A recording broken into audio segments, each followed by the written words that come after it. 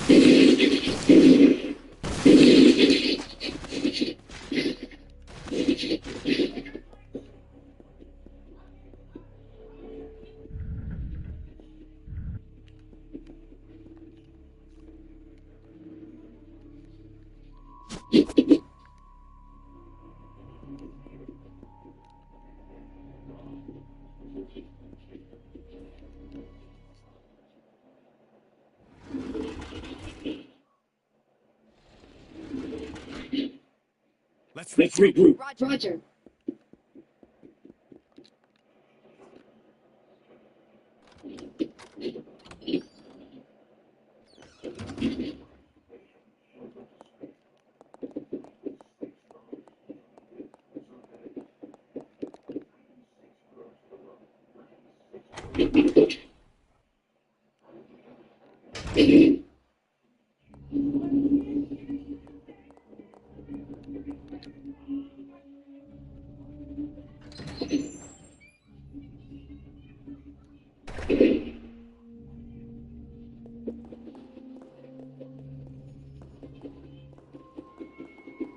I'll go Go alone. along. Okay.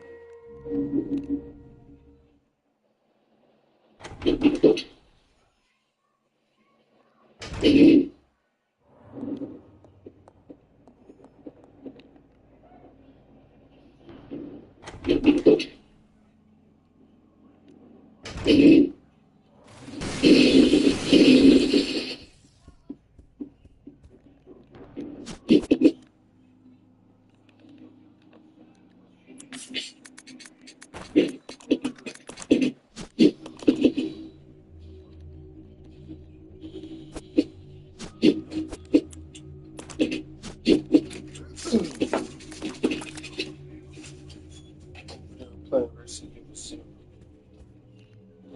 Then let me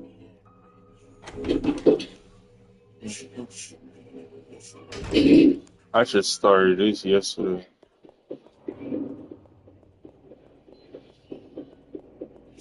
Road to Requiem.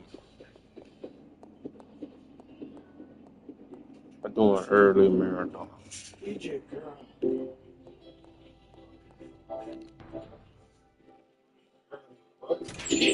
Early Resident Evil Chicago marathon. drill let everyone know how wild the streets really are.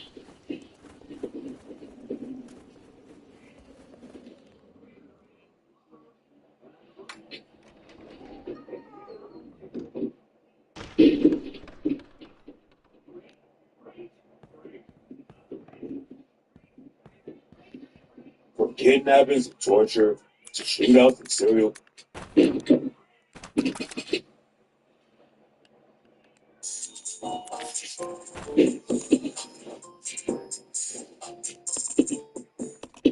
So what's the mood tonight? Karaoke. We just did that. Comedy show. 24-second clock. Bowling? Again. Chicago drill let everyone know how wild the streets really are. But most fans have no idea about one of the scariest killers in the city. Lil B wasn't just a shooter. He moved like an assassin.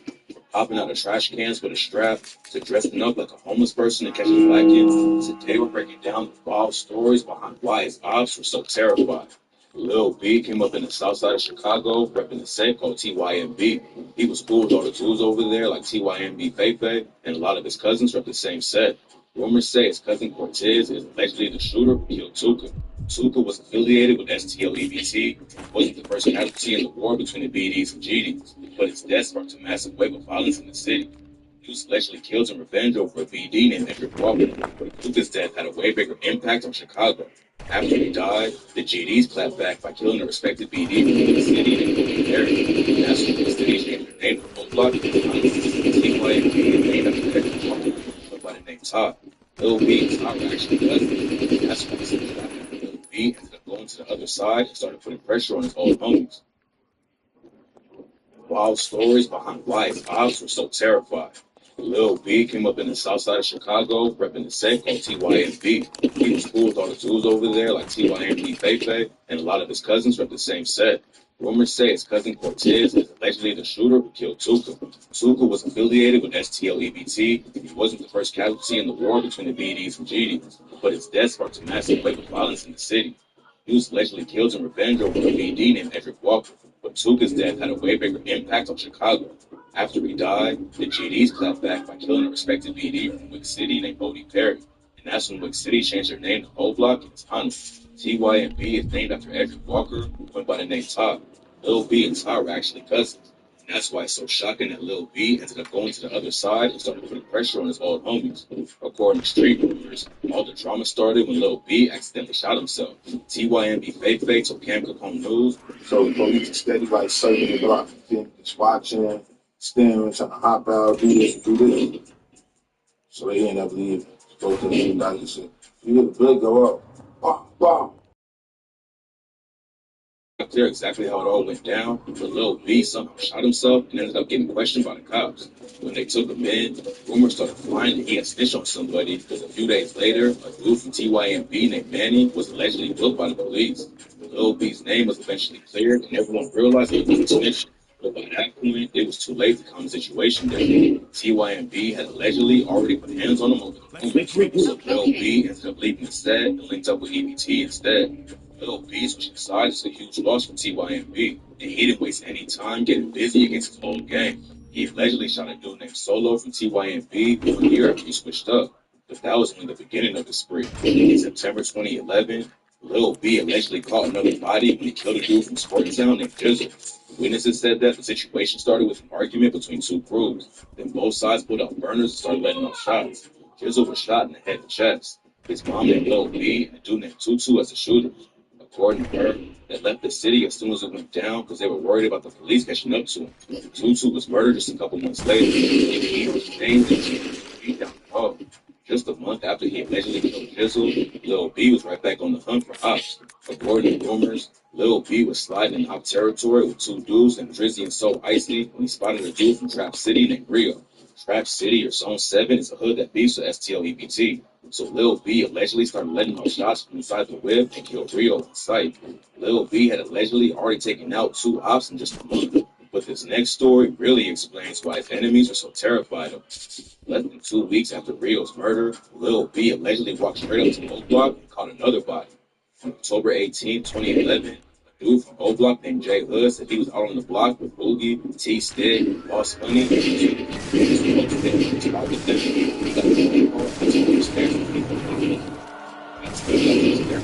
shots were already going home. Jay Hood ran upstairs and looked out the window. That's when he saw two shooters tending over Boogie on the street. After the shooters ran off, Jay Hood went to check on Boogie, and that's when he discovered Boogie was the only victim. Platoon was laying on the ground with bullets in his head, arms, leg, and chest. Boogie survived the shooting, but Platoon was later pronounced dead, and Lil B was the #1 suspect. Lil B didn't move like most shooters. He stayed pretty low-key, didn't brag about his hits on social media, but that didn't keep the cop.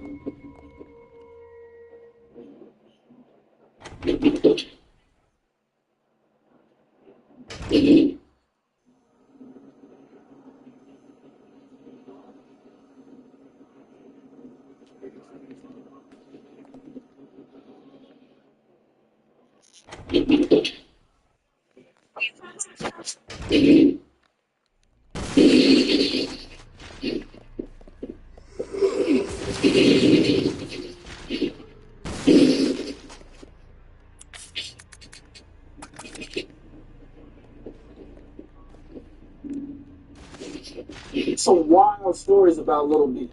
Did you know it? Do I know him? The little mother robbed me. He had a different wardrobe for each hit on full parade. Folks around this bitch, he dressing up like the nurses around that bitch. He was just like a homeless person that lay on the street.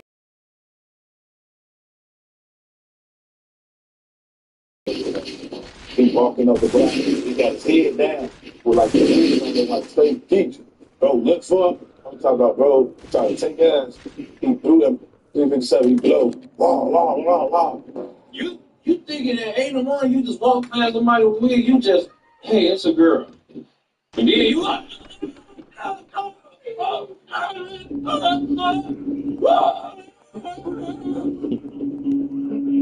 folks flaming me around on both grades. That man was out there belting shit. Yeah. Roger.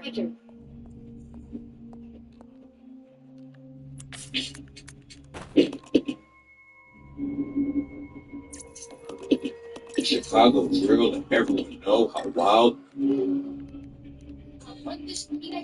Unstoppable Cardi B presents This Tour live in 2026. Get tickets.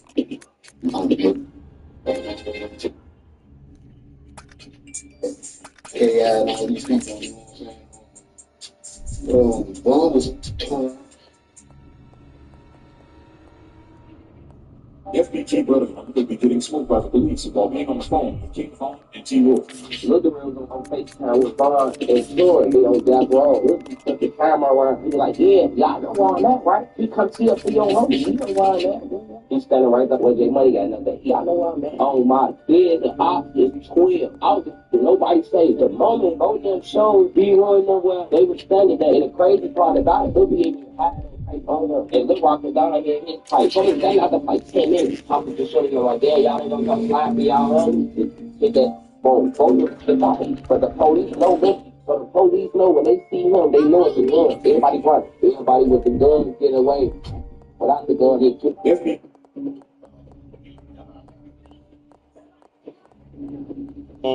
All my niggas gonna stand back. Them slapstick shit. This shit don't. All my niggas gonna stand back.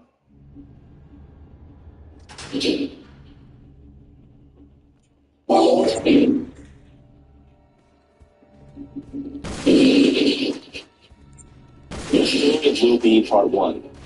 Grayson Shaw, aka Lil B, was born on January 7th in Chicago, Illinois, and grew up in the 6217 Calumet buildings, and wasn't originally from STL/EBT. After the Calumet buildings were torn down, Lil B and his family moved to 64th and Ingleside in Dro City territory. Lil B had a little brother and two sisters. One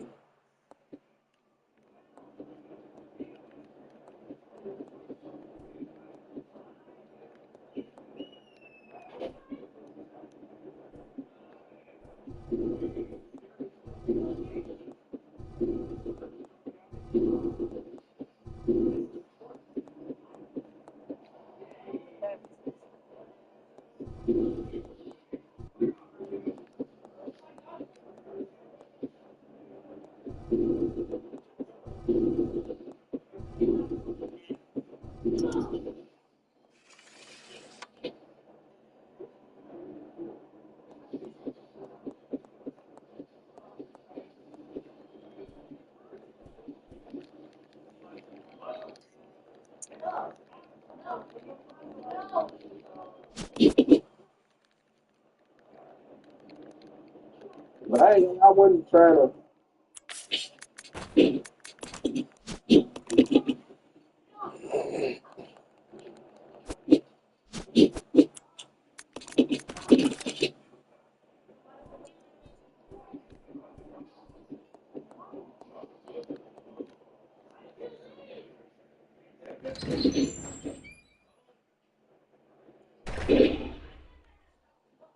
This way. Roger.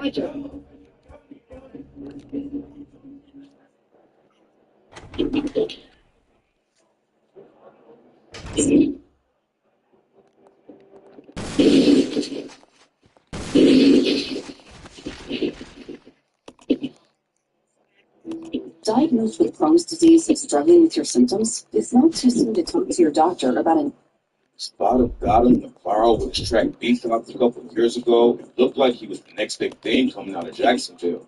But instead of taking the momentum and running with it, he stayed in the trenches and killed his own career. From getting shot outside the studio to running from the cops on a jet ski, this is the wild story of his downfall. Spada came up in Jacksonville and started rapping at just 9 years old. His uncles would hang out and freestyle together, and Spada learned how to rap from them. By the time he was 14, Spada was already dropping his own freestyles online. Making money off of rap ain't easy though. So Spada hopped out the business early and got neck deep in the trenches. When he was 15, Spada made his homie trying to steal a car. a head tattoo next? I'm gonna get a head tattoo. Ended up getting plugged after another drove up and The whip broke down and split up and found another one to steal. One of his homies found the truck with the keys inside.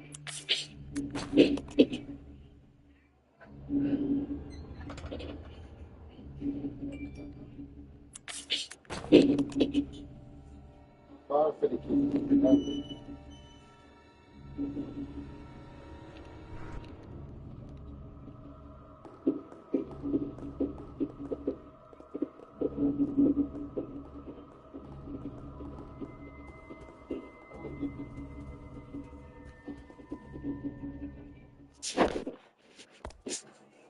But instead of picking Spottum and the other dude up, he just drove off and left him there. So in the area, folks were going down and called the cops. When they pulled up on the scene, they found Spottum and his homie on the street. Getting arrested because your homie on the street is tough. Spottum was going to win that year, too. He didn't have any official songs released yet, but his freestyles were picking up some buzz online. In a few months after he caught a Grand Theft Auto and gun charge, he linked up with Say Cheese TV to promote his tracks. Spottum started dropping music in 2018 and got some momentum off of tracks like Street Gossip and No Problems. In 2019, he kept it going and dropped his first tape. Spottum was running up decent numbers, but he wasn't there yet. He kept grinding in the studio trying to make hits. In 2020, everything changed.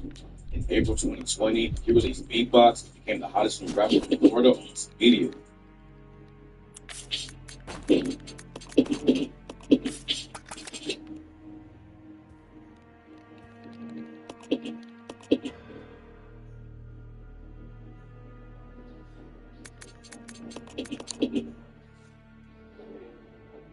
Oh, he's from Jacksonville, Florida. Hey, 22 years old. He's like the same age like me. Spotted God was like the same age like you. It popped off and was racking up millions of streams. Then it was super viral after a TikToker named Doing the Lead used the track for the Junebug Challenge. So who ordered Spotted God or for a mainstream Spottum audience. got him.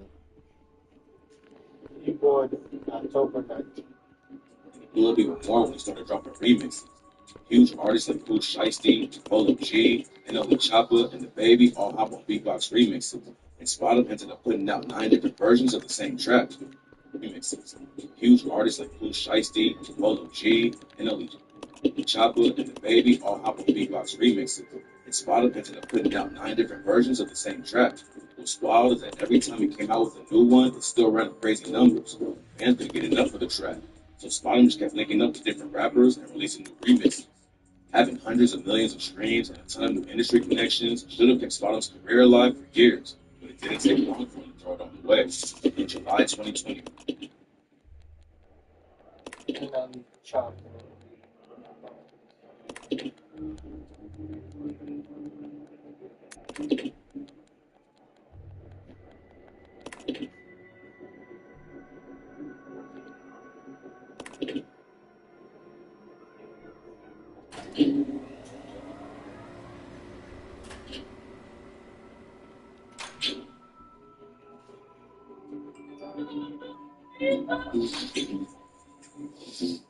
Don't let congestion take over. I bring a friend if he ever think about fucking me. Touching me to God, where your ass gon' be. Living stuck and send him up like you fucking with Cardi B. Park the car before we hit the street, I'm hopping out on beat. I'm not 10 so I can see his teeth, but I'm the keep it real. He remember me to introduce him to my heat. Start on the block and follow when this Kyle will be clean. We don't just be beat around, you not taking 100 rounds. So I'm rubbing down for the couch, switching beats. Ain't gotta bring back around, cause my target hard line. Bounce gon' find you up in the truck. That bitch dreadlocks, blowing push, make the Draco put his lounge in the boombox. Side out to HBO, we drinking, make your bed rock. Big bro, blowing no stick, slow, say a trick stage. I'm on my enemies, he giving me head, I hope you drive by limit.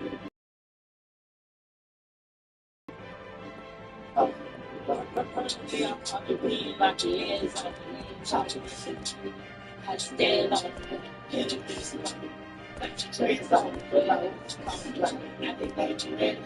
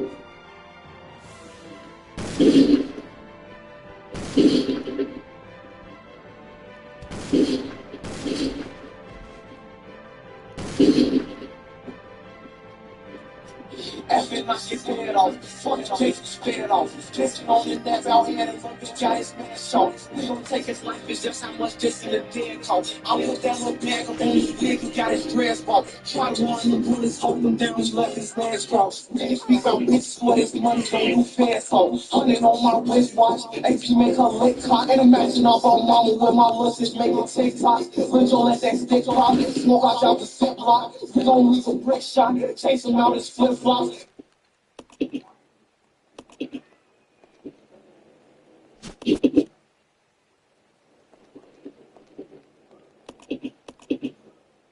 Spot him.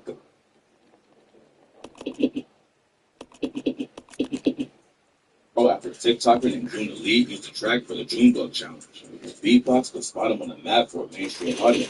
The duo even wrong was going to drop a remix. Huge artists like Pooh Shiesty, Polo G, NLE Choppa, and The Baby all hop on Beatbox remixes. And Spot him ended up putting out 9 different versions of the same track. What's wild is that every time he came out with a new one, it still ran up crazy numbers. Fans couldn't get enough of the track. So Spot him just kept linking up with different rappers and releasing new remixes. Having hundreds of millions of streams and a ton of new industry connections should have kept Spotham's career alive for years, but it didn't take long for him to throw it all away. In July 2021, Spotham allegedly aimed a pistol at a parking lot attendant at a hotel in Miami. According to the police, there was an argument over an $80 parking fee, and Spotham upped the strap at the dude and told him, "You know what it is." They issued a warrant for his arrest, and when the cops found him in another hotel, he was laying in bed with an AK-47. And booked Spotham on assault and gun charges without felony charges after that. September 2021, Spotham was in Miami recording new music in a famous studio called House of His. Spotham came up in the streets and should have known of posted location when he was still there. That night, he posted a pic of himself in the studio and almost got him killed. Spotham and his homie left the spot and hit the I-95. And that's when the shooter pulled up on him and started doubling shots. The whip got hit over 20 times, and Spotham took 5 bullets to the leg. When the news first broke, people were saying he got into a gunfight and died. But luckily, that wasn't how it went down, and Spotham was able to make a full recovery. Nobody was ever arrested for the shooting. There was a few different reasons why someone wanted to take Spotham out. A few months before he got hit up, when he couldn't find his Spotham just snitched on his homie going on Mookie. According to Young and Ace's homie spinning bands, it all started with Spotham just a dead homie Leaky in the song. So somebody said the paperwork saying Spotham told Mookie spinning bands wasn't in the meeting. According to Young and Ace's homie spin the bands, it all started with Spotham just a dead homie Leaky in the song. So when somebody sent the paperwork saying that Spotham told Leaky spin the bands posted in the media. Both the Spotham's fans just knew him for beatbox and the remix. But what they didn't know is that Spotham is involved in one of the deadliest rap beats in history. Over the last few years, Jacksonville has turned into an absolute war zone, and it's all over the beat between ATKs and ATKs and ATK. It's been a crazy amount of violence on both sides, but it all allegedly started with the homie Spotham allegedly snitched on him. According to rumors, Bruce from ATK and YNR were at the same time. Situation was very heated and got resolved. Young Chase allegedly rage working to people after that night, Jackson was split suicide, shootout, murder, some of the wildest diss tracks that have ever been dropped. But while dudes like Mookie and Slugger T were holding down for their side, Spotham was allegedly working with the cops. According to the paperwork, Spotham was chilling at Mookie's place when the cops showed up.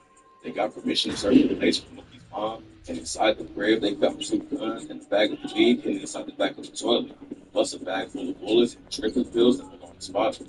The report said that Mookie didn't say anything to the cops, but Spotham told him everything. He said that when the cops rolled up, Mookie started tripping and went to his bedroom. He came out with something in his hands, and a t-shirt covering it. Spotham admitted to the cops it was probably a gun. Spotham admitted that the pills and ammo were his, and he told them he stole the bullets from Dick's Sporting Goods to sell on the street. Spotham and Mookie both got the work and got the streets and told them. When the paperwork came out, it changed everything. Spotham said that the paperwork was fake, and Mookie's still rocking with it. When it comes to snitching in the rap game, even false rumors can kill your career. Beatbox gave Spotham a massive boost, and it was about to get even bigger before the snitching rumors came out. Spotham had paid Lil Durk $100K to link up in the studio and shoot a video, but Bandman Kevo told Say Cheese, Lil Durk, he gives back the 100,000, no song. He don't play. Durk don't play. The song never came out because Durk's not rocking with anyone who has rumors like that on his name. Paperwork didn't just share his industry connections, though. He don't play. Durk don't play. Studio. Lil Durk don't work with snitches. Major Lil Durk don't work with snitches. Video.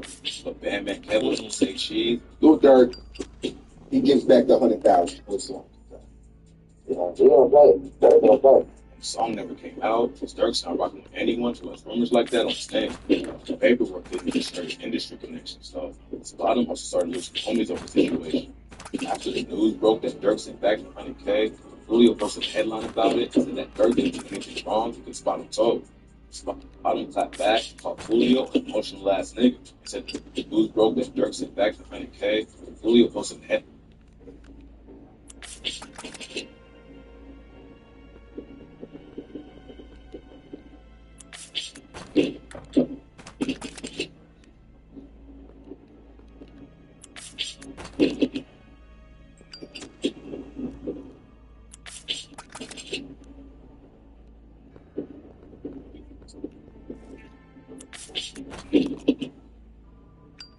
About it and said that Dirk didn't do anything wrong because Bottom told. Bottom clapped back and called Julio an emotional ass nigga and said that Dirk never sent the money back anyway. Falling out with his old homies was bad enough, but at the same time, Bottom was dealing with some new legal issues too. Back in June 2022, he was booked in Miami after the cops caught him speeding on a jet ski. He tried to do the race and swerved around a bunch of boats in the water. But the police snatched him up and booked him for running from a law enforcement officer by boat. He was already on bond for the case where he allegedly flashed his burner at the parking attendant in 2021. But Bottom still got released again. Bottom was going through legal issues and beef with his old homie. All the drama had a huge impact on his career. He only dropped a few tracks in 2022, but none of them even came close to hitting the numbers that Beatbox did.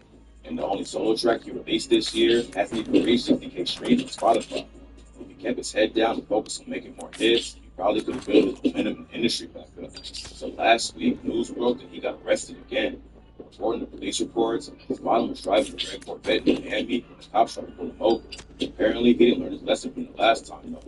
Bottom tried to smash off again. He ended up crashing the whip and taking off on foot, but the cops found him hiding in a shed on his video. That wasn't even the worst part about it, though. When the cops searched his whip, they found a Glock 23 with a switch on it, plus another loaded magazine. They took Bottom resisting the scenes out this year, possession of a machine gun.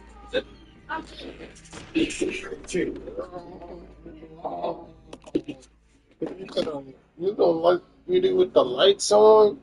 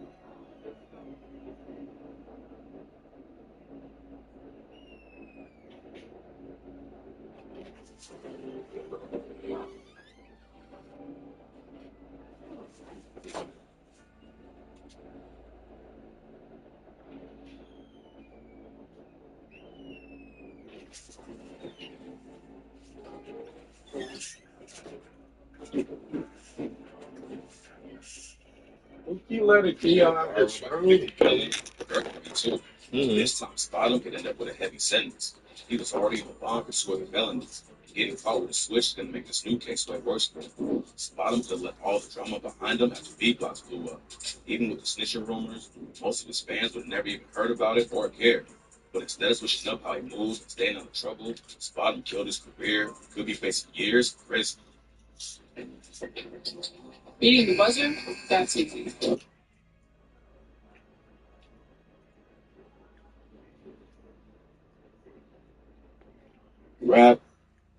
Rap can be dangerous. When you're always performing and dropping your location on social media, anybody can just pull up. Let's check out a few rappers called Lacking who learned this lesson the hard way. Spottum got him. Spottum got him is one of the hottest rappers coming out of Florida.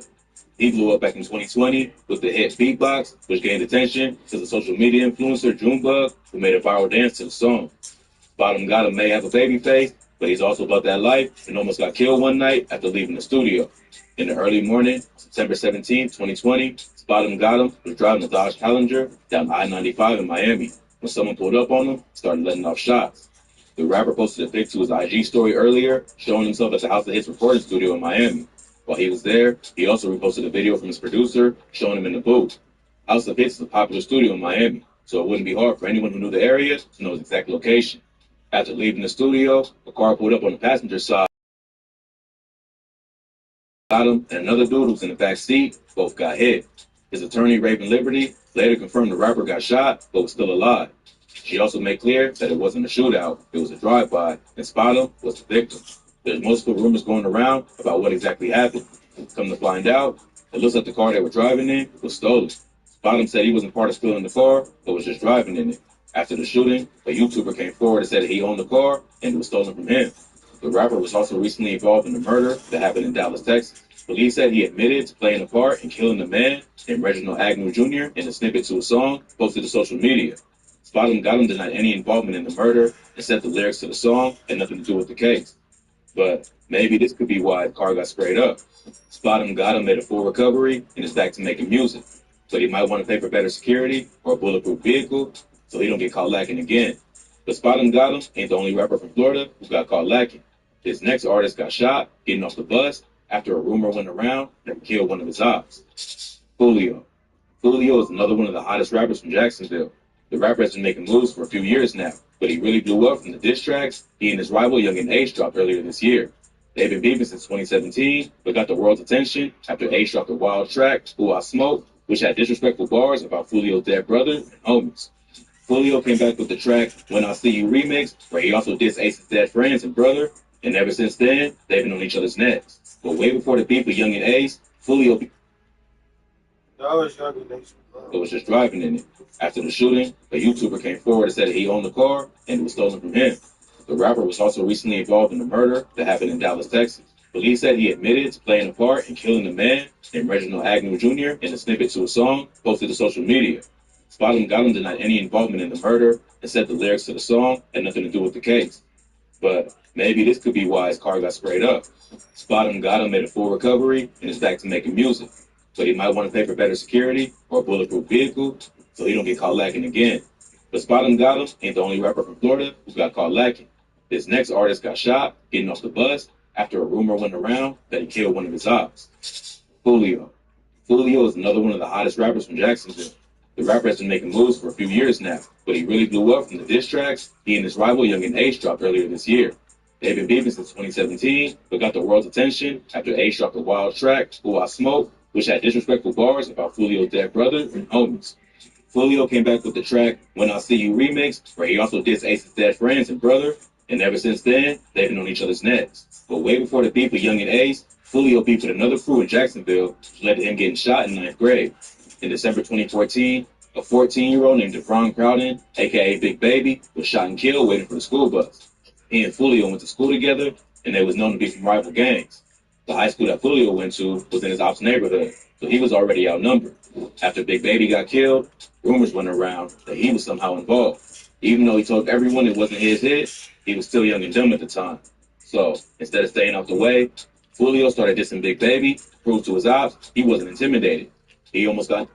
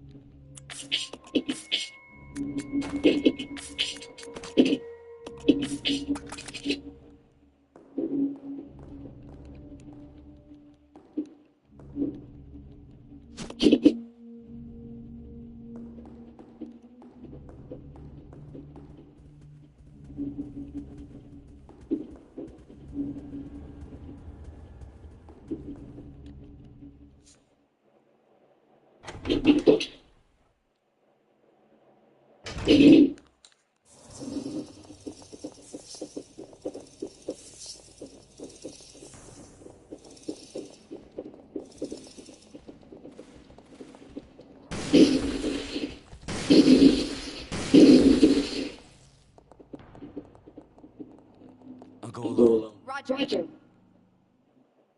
All doing it.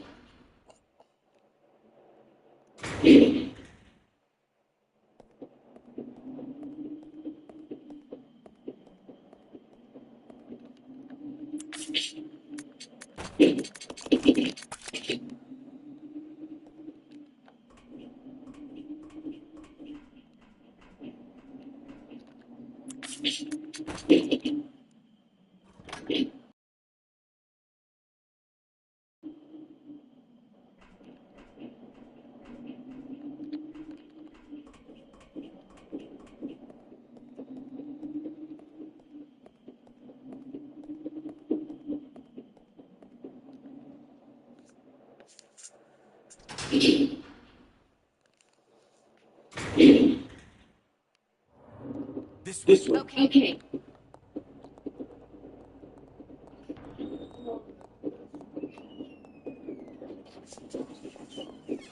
I hate that son of a bitch cat. How you got another one? I asked him, Huh? I thought you was his turn. Wait, Mom said we can get some more. In the fights with 3 different people before getting on the bus to go home. When he got off the bus, he ducked off to an area in the cut to roll up some weed. Like 5 or 10 minutes later, someone ran up and started shooting at him. He got hit in the head, and it even popped out of place. So he started to crawl to avoid getting shot again and crawled to a house where a lady was sitting on the porch. Julio called out to her and told her he was shot, but she wanted nothing to do with it. Instead of helping, she said she didn't care and told him to get the fuck out of her yard. So he played dead until the shooters left. He ended up being brought to the hospital and got questioned by police about the murder of Big Baby. They grilled him pretty hard, but since he was on the way to school when Big Baby got killed, he was cleared of any involvement. After he recovered, he decided not to go back to school because he was too much of a target and school was nothing but problems. He didn't even have anything to do with the murder, but he got shot anyway. So after that, he was in the streets full time and decided to become a rapper instead. But Jacksonville is turned up, and rappers like Julio and Spot 'em Got 'em ain't the only ones getting caught slipping by the ops. This next rapper lost a suit to the hospital and got questioned by police about the murder of Big Baby. They grilled him pretty hard, but since he was on the way to school when Big Baby got killed, he was cleared of any involvement. After he recovered, he decided not to go back to school because he was too much of a target and school was nothing but problems. He didn't even have anything to do with the murder, but he got shot anyway. So after that, he was in the streets full time and decided to become a rapper instead. But Jacksonville is turned up, and rappers like Julio and Spot 'em Got 'em ain't the only ones getting caught slipping by the ops. This next rapper lost his 2 best friends and his brother in the drive. He was too much of a target, and school was nothing but problems. He didn't even have anything to do with the murder, but he got shot anyway. So after that, he was in the streets full time and decided to become a rapper instead. But Jacksonville is turned up, and rappers like Julio and Spot 'em Got 'em ain't the only ones getting caught slipping by the ops. This next rapper lost his 2 best friends and his brother in a drive-by that happened after they left the party. Youngin Ace. Youngin Ace is probably the most famous rapper from Jacksonville right now. Even though they all in their own lane, Ace was first to blow and has gotten co-signs from major names in the industry. But before making it in rap, Ace was the victim of a drive-by shooting that killed his brother and two close homies and almost took him out as well. In June 2018, Ace, his brother Quan Quan, and his homies, 23 and 4, went out to eat at a steakhouse called Wasabi. They were celebrating 23's 18th birthday, and Quan Quan just had a birthday as well. After leaving the restaurant, they stopped at a traffic light, and another car pulled up next to him and started busting shots. The car was sprayed with bullets. Ace got hit 8 times, but survived. It turns out he was a lucky one, because the other 3 died. 23 and 4 were 2 of his closest friends, and Quan Quan was his closest brother in age. So the loss hit Ace hard. To make matters worse, a local gun store owner was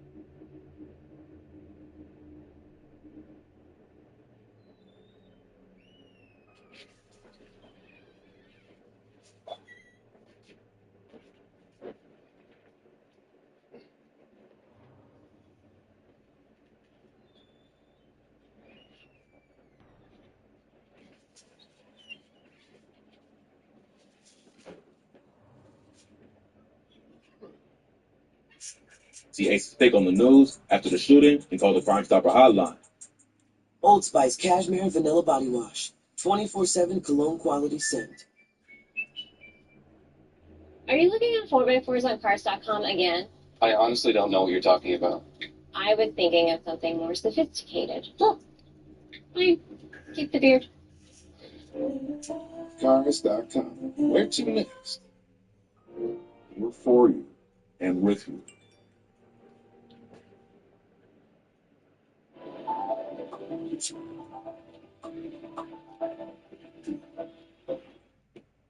College should open doors, not bury you in debt.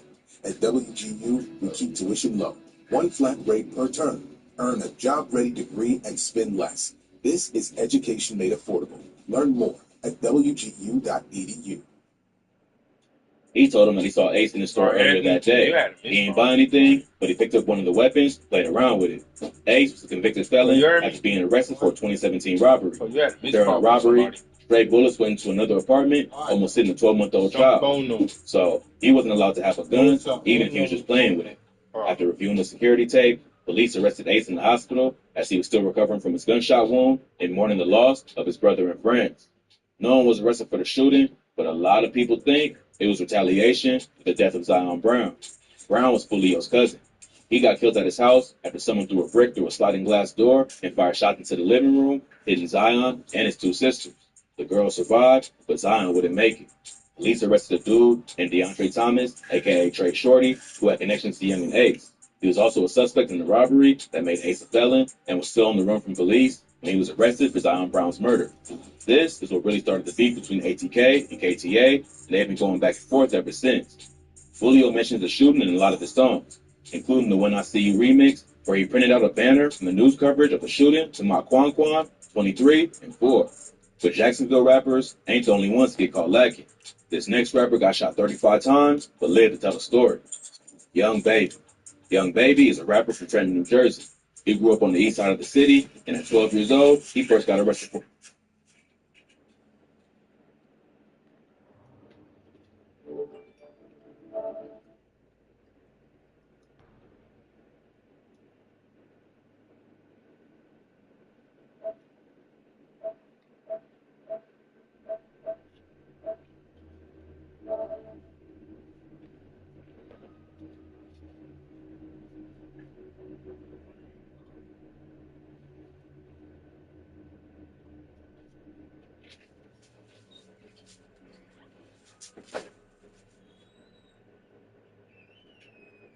For robbery.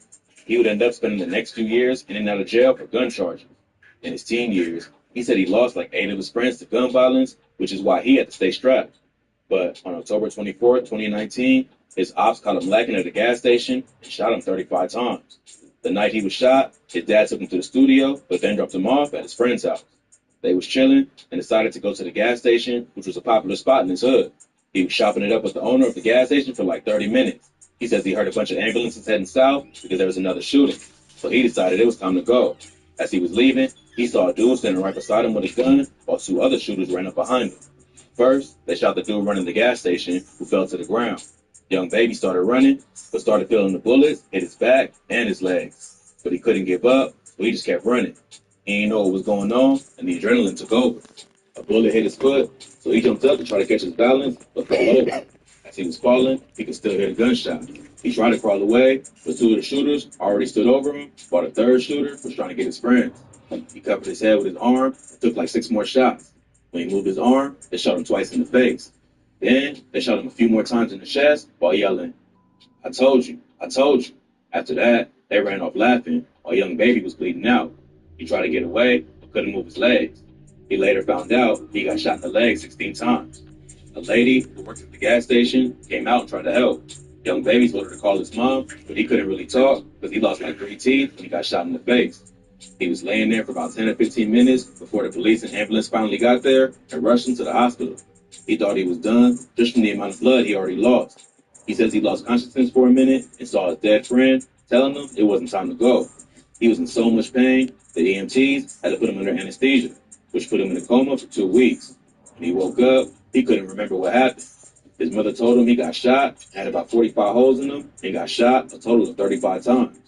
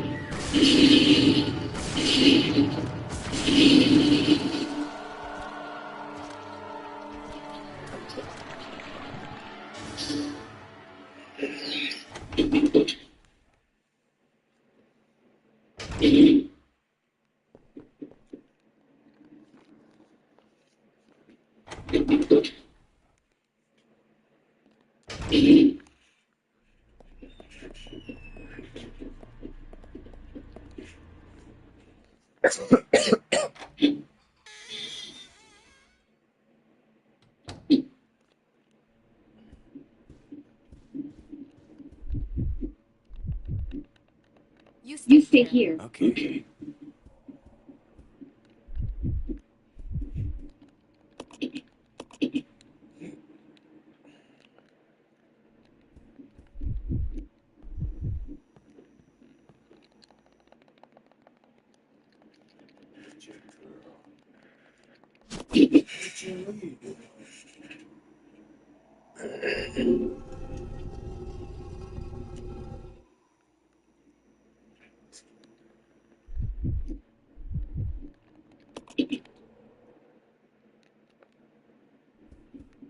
Come on. Okay.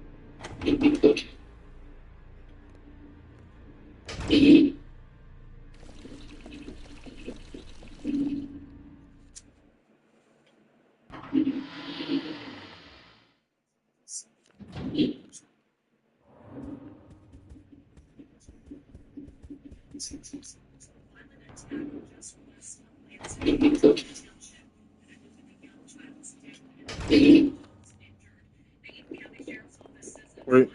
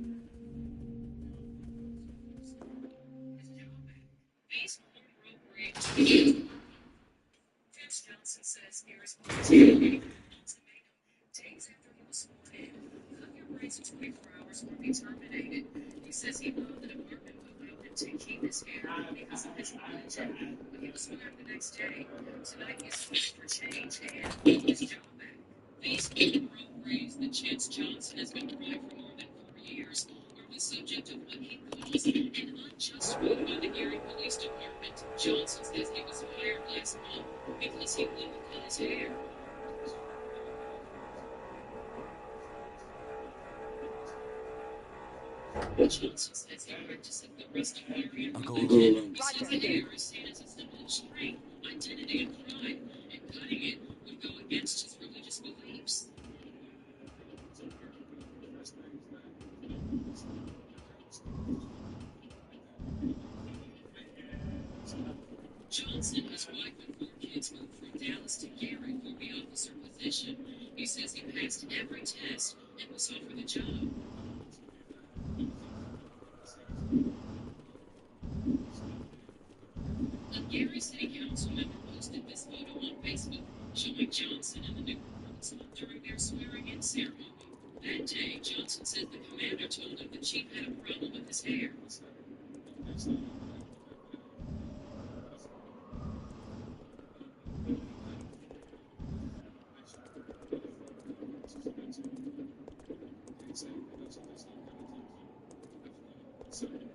Let's regroup.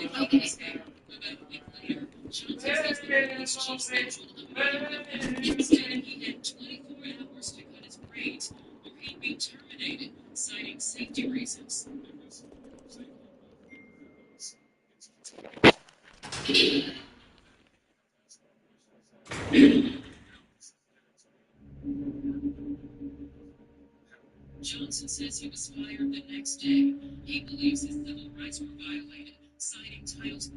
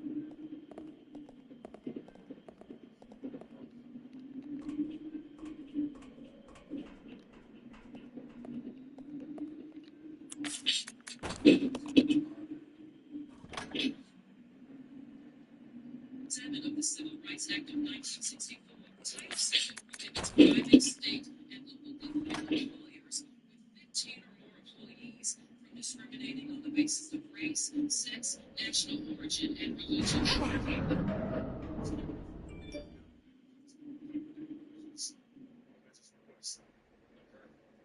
I reached out to the city of Gary and the Gary Police Department. A spokesperson for the city of Gary responded by saying, quote, "The city of Gary can confirm this is a personnel matter that we are reviewing. We are committed to fair treatment of all employees and compliance with applicable employment laws." Johnson says he wants Gary PD to be held accountable and he wants his job back, but not if it means cutting his hair.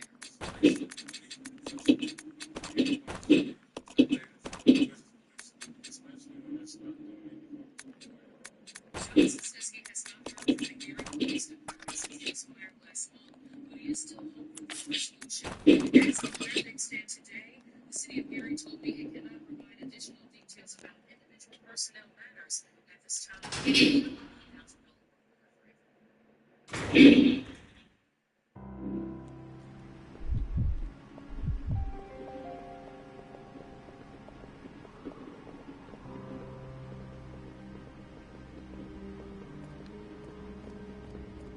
I'll go check over there. Okay.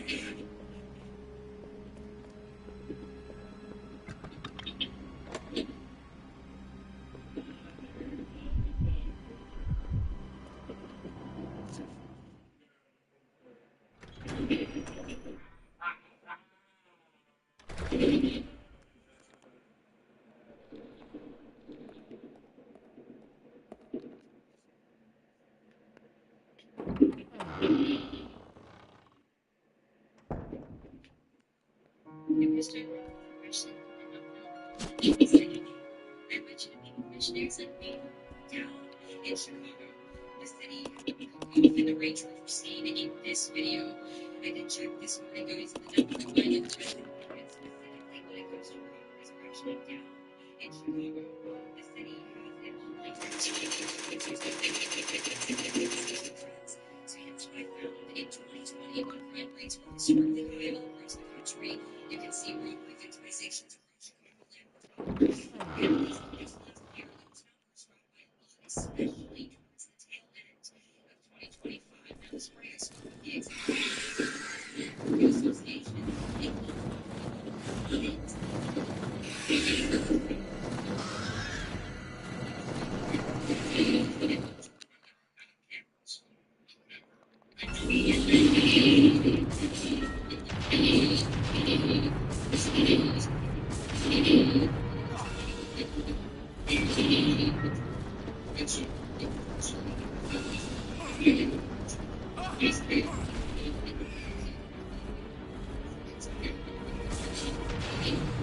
Investigating this road gray area, sources this morning are still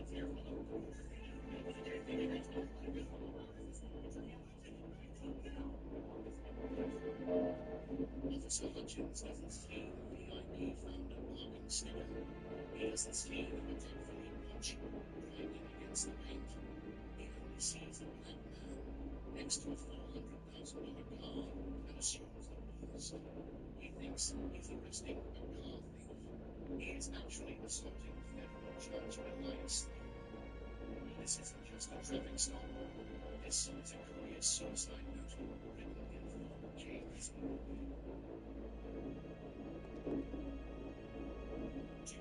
Movies and TV shows for free on your phone? Let me guide you step by step. This app allows you to look. You're being very defensive. Because you're accusing me on my own doorstep. We got a call about suspicious activity in this room. The address is my home. I've owned it for 18 years. I'm interested in your story. I need reviews. If I play my doorbell here and you're recording all of this, including your behavior that I don't want around.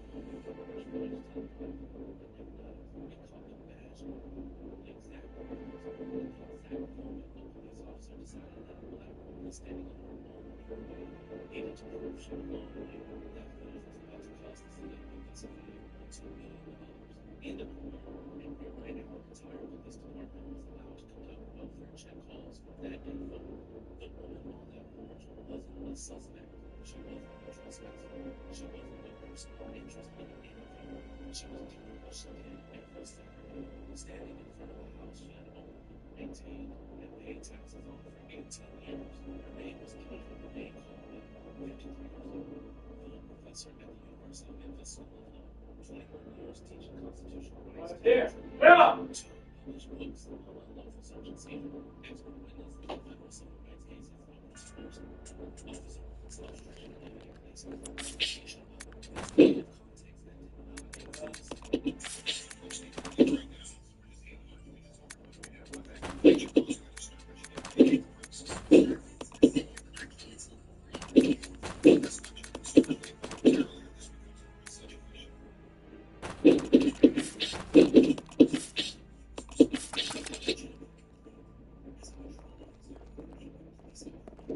He took calls about disturbances seriously, especially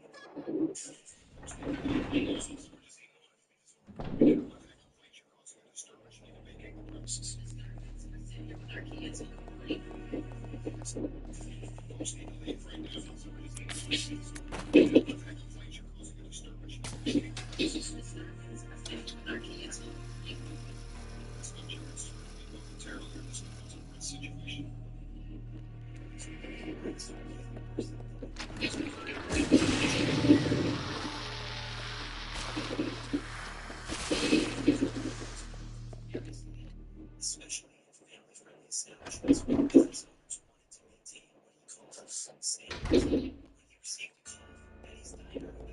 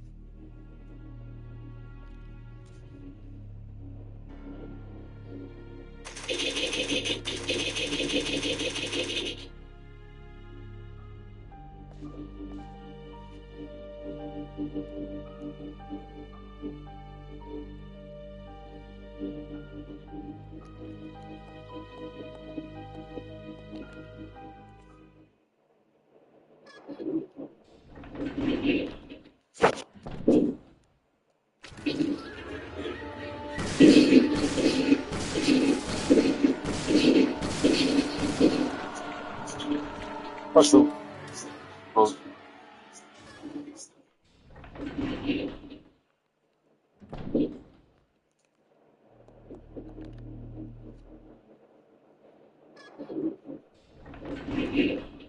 like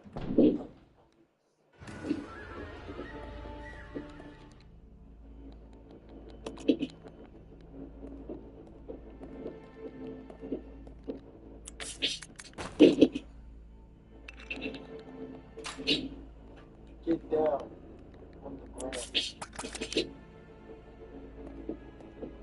Get down on the ground.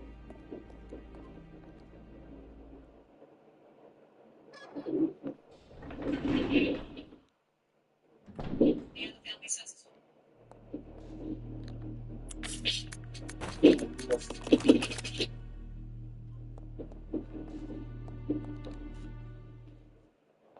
Are you talking about that football dude? That he got tased. Hey, just shook that dude named Malik, football player, got it got tased.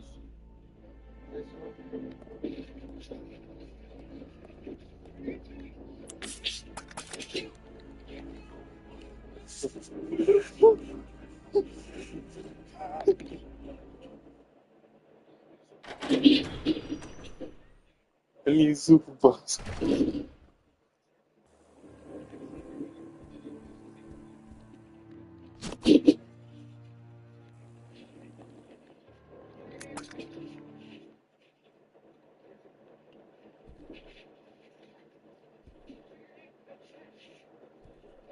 Judging from the age, that guy could be Marcus's son or grandson.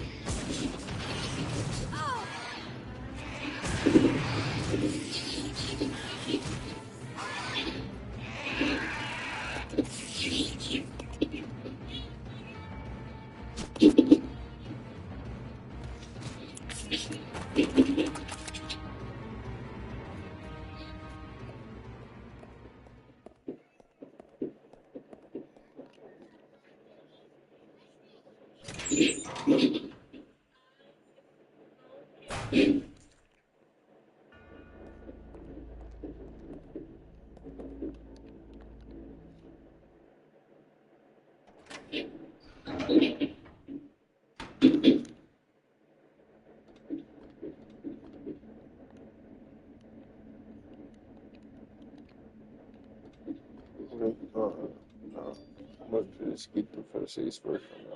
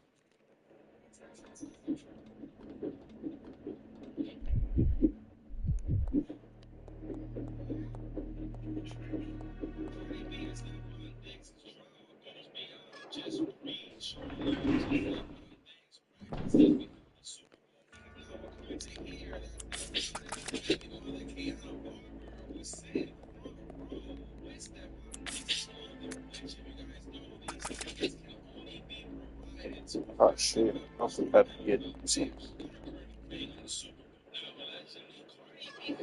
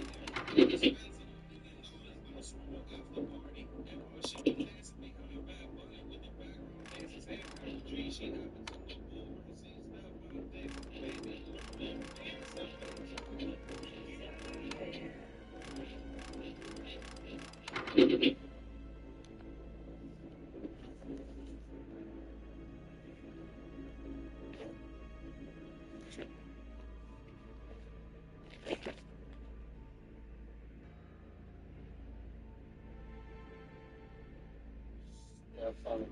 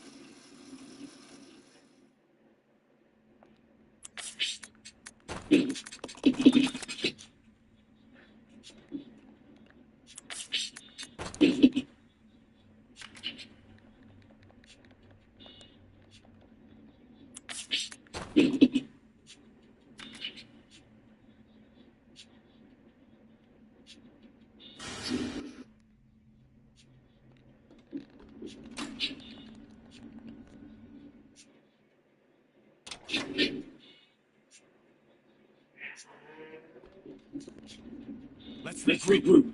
Roger.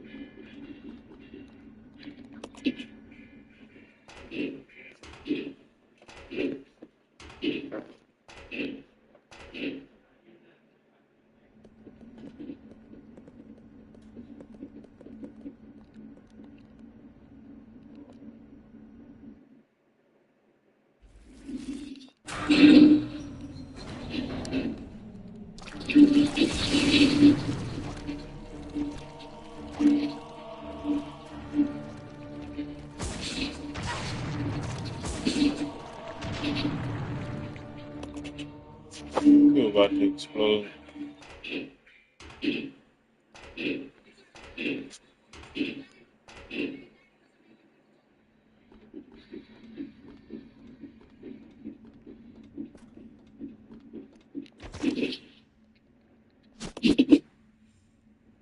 What the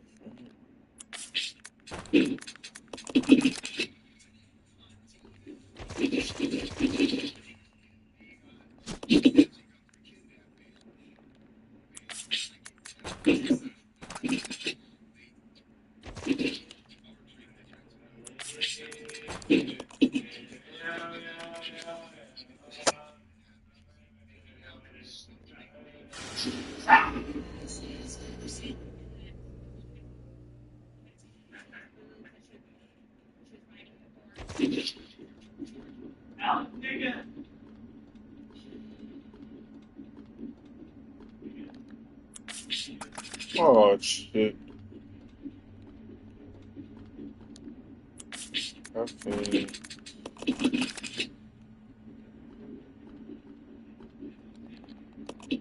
I forgot I gotta get that other gun I was trying to get.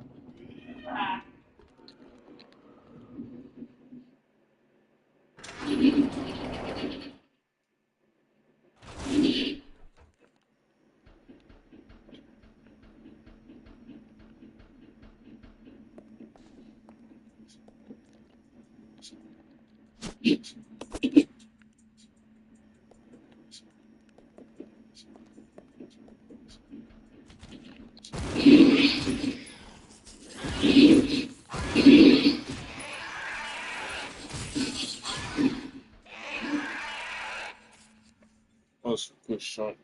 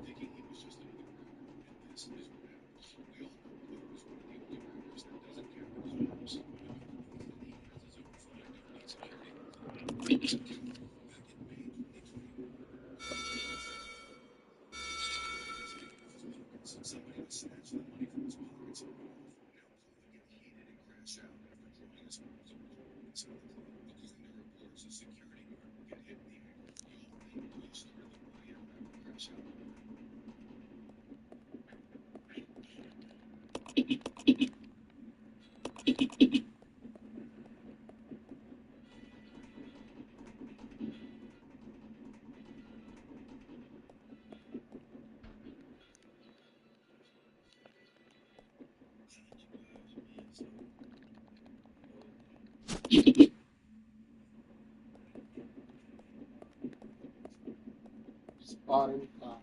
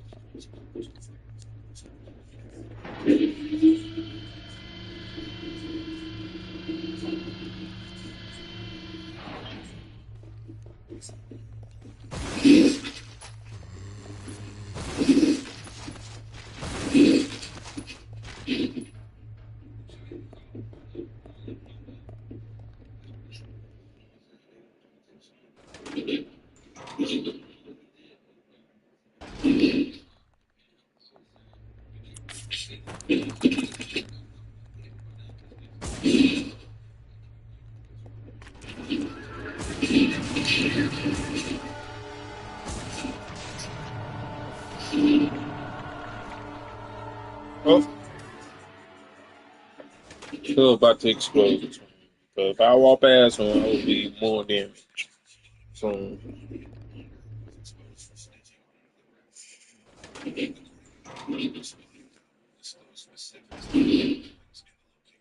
oh, let me see this if I got damage.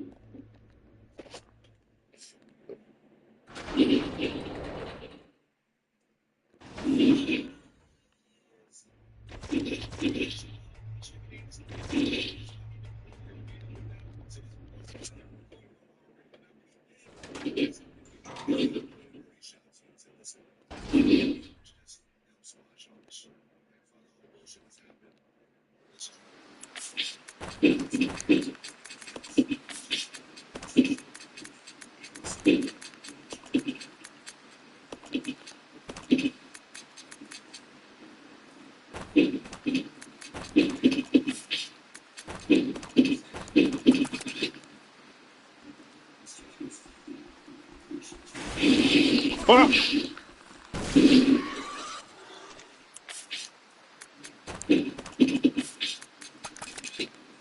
Oh shit.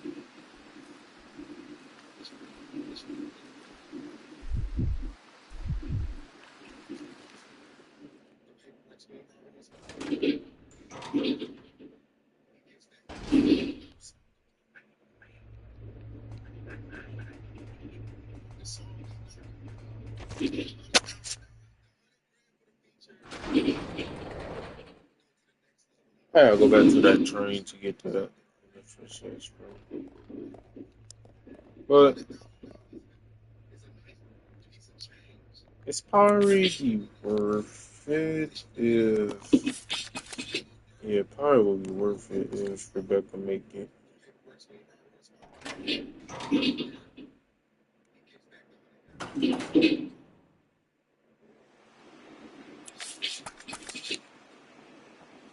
I'm gonna let her make this one to build it from now on.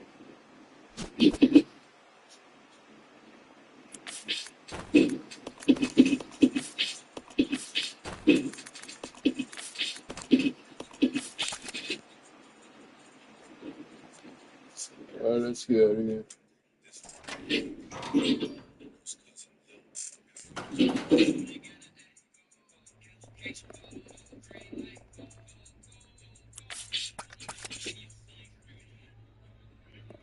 Let's split up. Okay.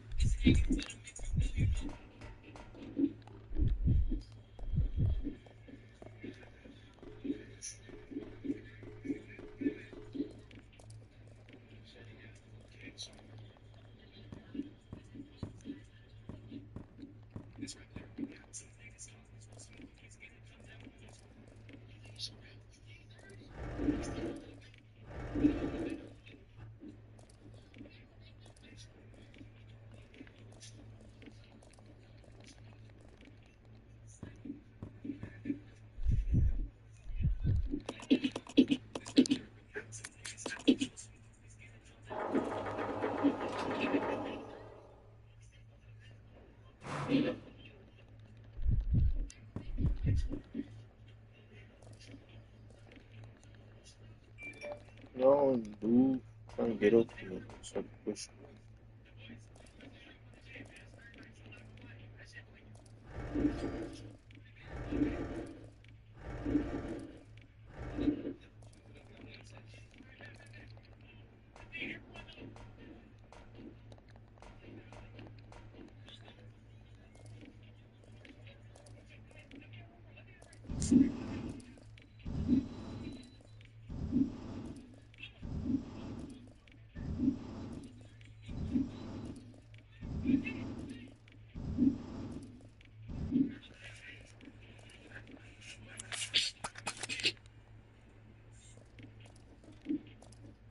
Then he gave, Gary gave him 100K back.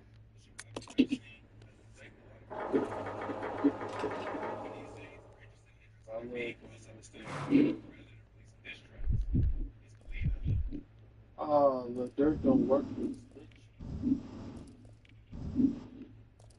Hey, do you know little dirt don't work with snitches? Everybody had said Spinal Daughter was a snitch.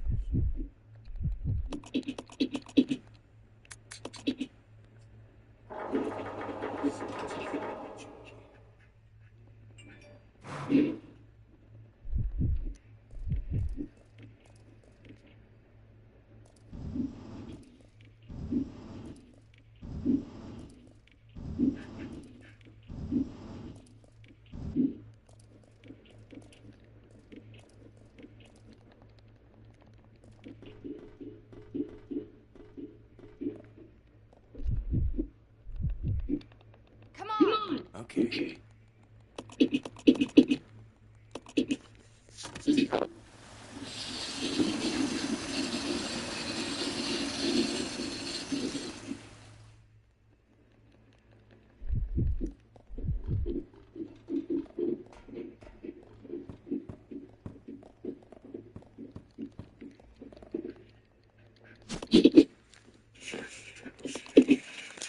I'll be back.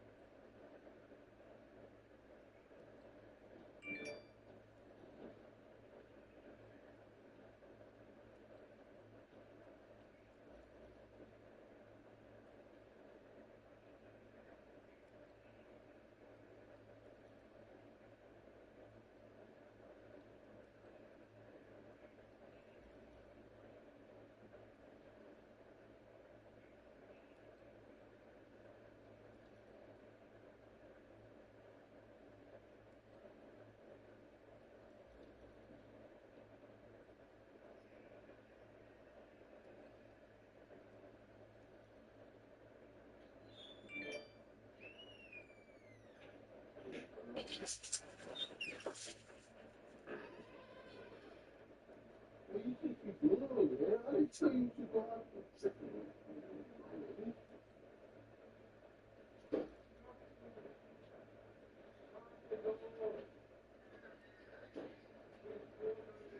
Yes, it is, bro.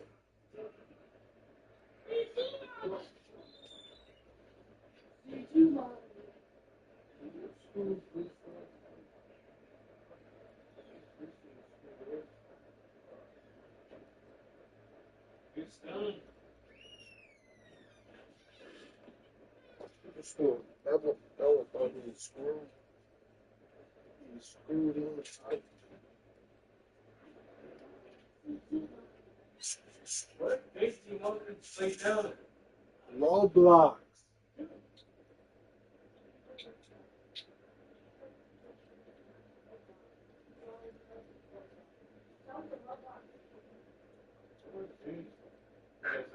Make a sound effect with video. On YouTube.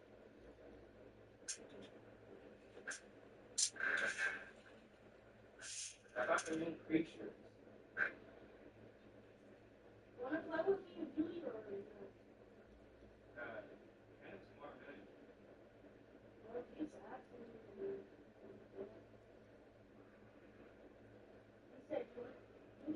Kind of smart, man. How many watch?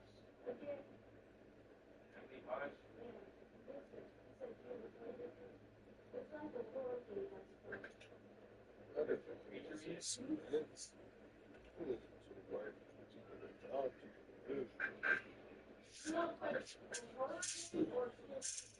And what's the name of this creature?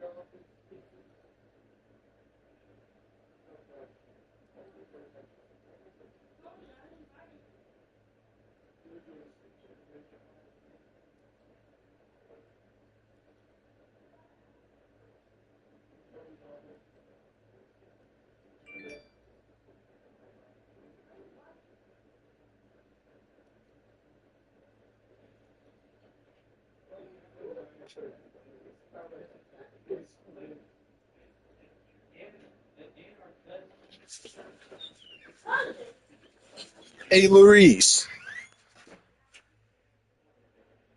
Hey, Larice. I really do need a job, folks. What? Trying to see if it's going to hire us to be a janitor.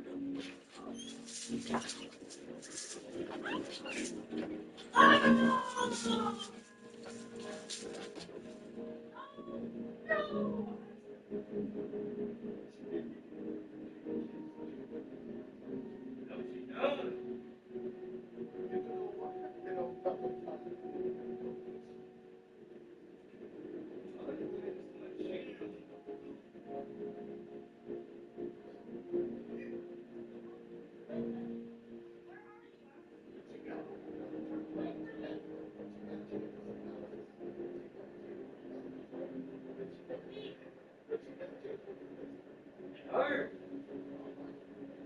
Chocolate hard.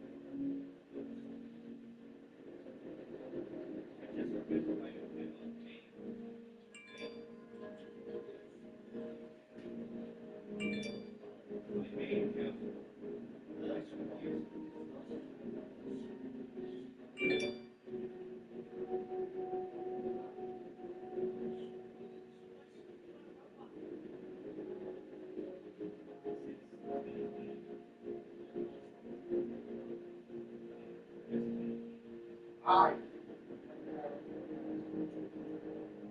Hey, you had it 6 years ago.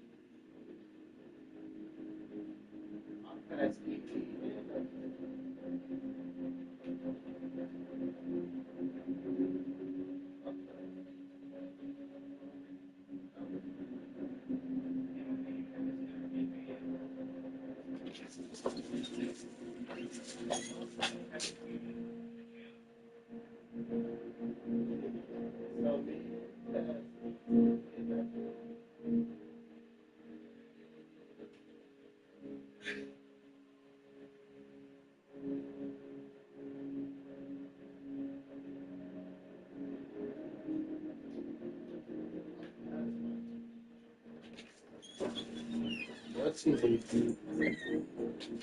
No.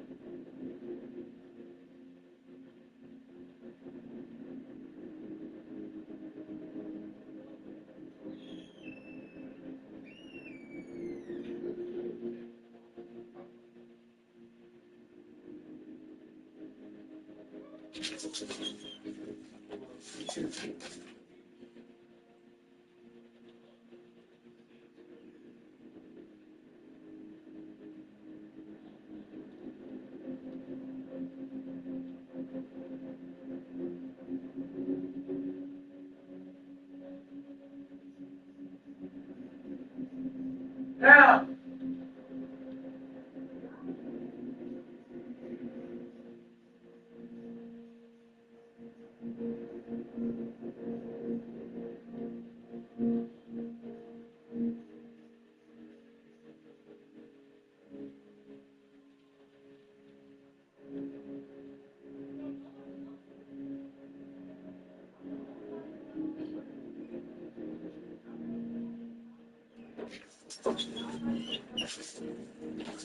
Yeah, he expired in 2029.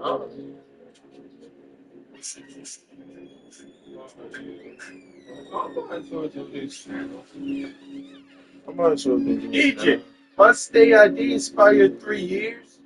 In 3 more years? So I might as well do mine erase now. No. Where's my bag? No, but because I need to do this before I go to bed. I'm trying to do this early so I don't forget.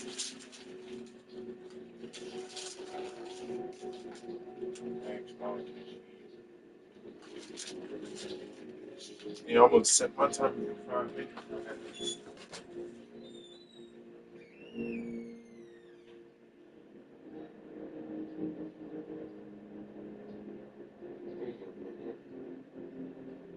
My state ID expired in 2029. Next year, 2027. In 2028, and 2029.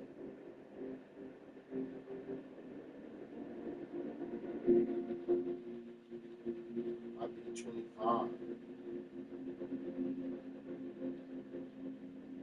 In 2028, I'll be 24. In 2029, I'll be 25.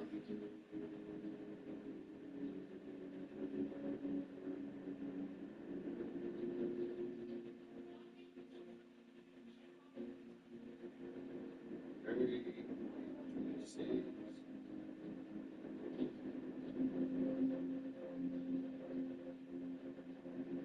27,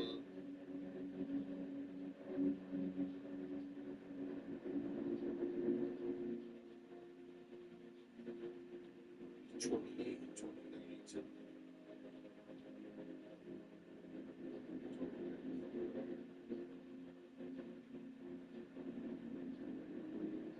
I'll be 30.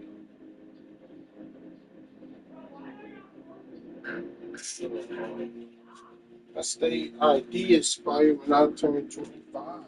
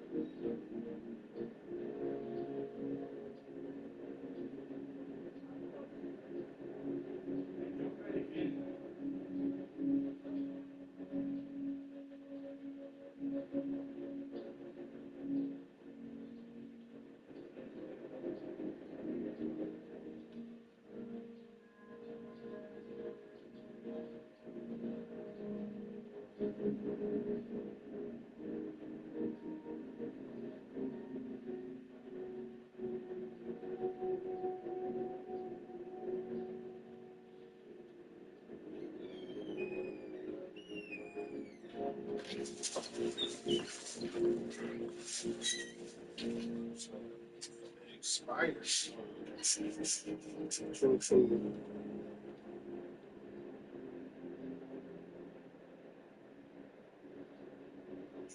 Now, see, I got 2 more years. I got 3 years, 2027, 2028, 2029. You still got 3 years. It's not even 3 years.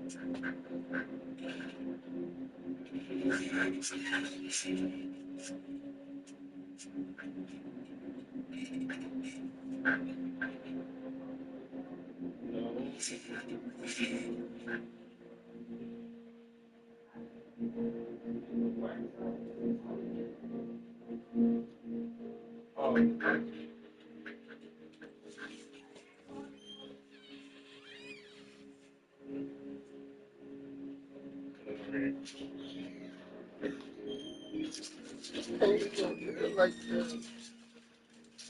I put the earrings lay on the earrings.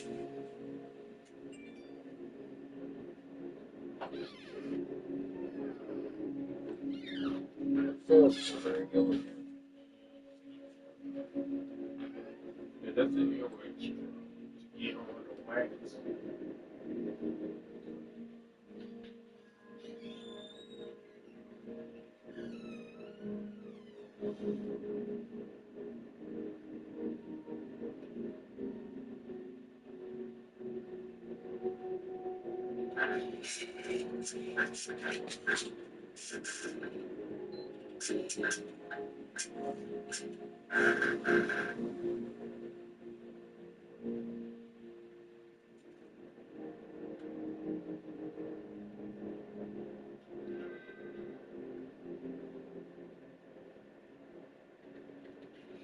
Hey,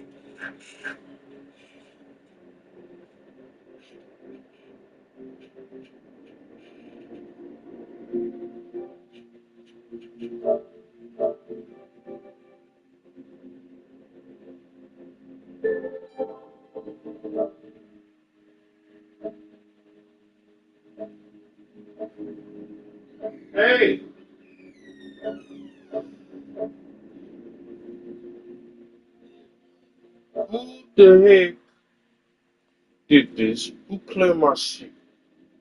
I heard the PS5 noise. No, this is mine. No, look. Who win the home screen? I'm looking for the bride. Yeah, y'all better not do this shit. Yeah.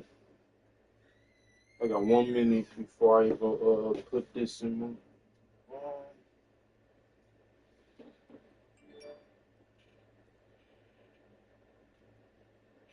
Young Chop helped create the Chicago drill sound that took over the entire industry and changed rap forever. But then he allegedly lost his mind, started getting into shootouts, and destroyed his whole career. And today we're breaking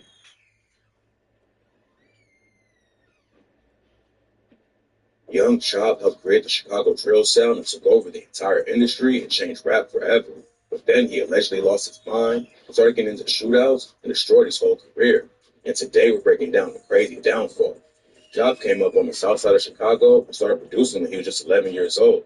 One of his cousins introduced him to a beat-making software called FL Studio, and Chop just dove straight into it. Most rap fans know that Chicago changed everything in the early 2010s, and rappers from everywhere else started copying their style. But before Chop and Chief Keef blew up, the city didn't really have a big hip-hop scene. There was always East and West Coast sounds, then the South started popping off with dudes like Gucci Mane.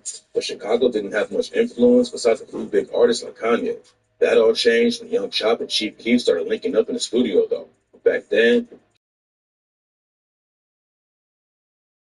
he didn't have any kind of professional equipment. He wasn't cooking up beats in $1 million studio, but that didn't stop him from kicking off a whole new wave in the industry. Chop met Keith through his homie E-Day, and they linked up the first time for Keith's mixtape, Bang. Bang and Keith's other tape, called The Glory Road, had Chop's name buzzing in the city. But before he could take it further, Chop got booked for letting off shots from his car. Keith already knew that Chop had potential, and he hit him up immediately after he got out of jail. Chop said he got a message on Facebook from Keith. And after he got out of school that afternoon, he brought his computer over, and they cooked up the track 300 in one day. Sosa had some momentum in Chicago already, but 300 is what made everyone start paying attention. The track popped off, and there was nothing else like it. The video was just Keith and a bunch of his homies rapping where they really came from. And Chop's production took it to the next level. 300 had Chop and Sosa on the come up, but what they dropped next sent a shockwave through the whole industry. In March 2011, Young Chop and Chief Keef released I Don't Like. 300 was successful. Nobody expected I Don't Like to blow up like it did. They racked up over 1 million views on YouTube in no time and put Chicago drill on the map.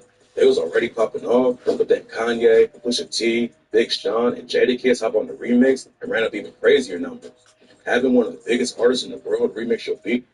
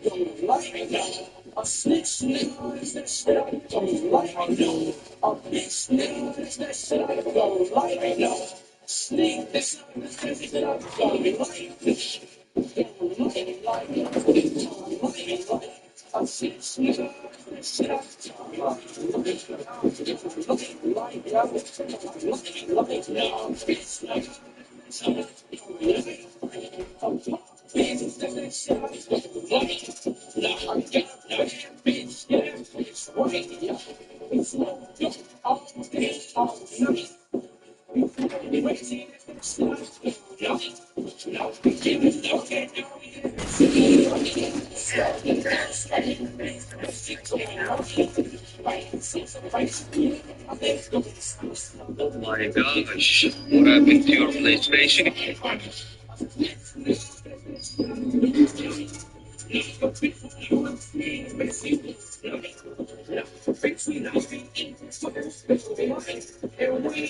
Oh, this song came on March 11, 2012.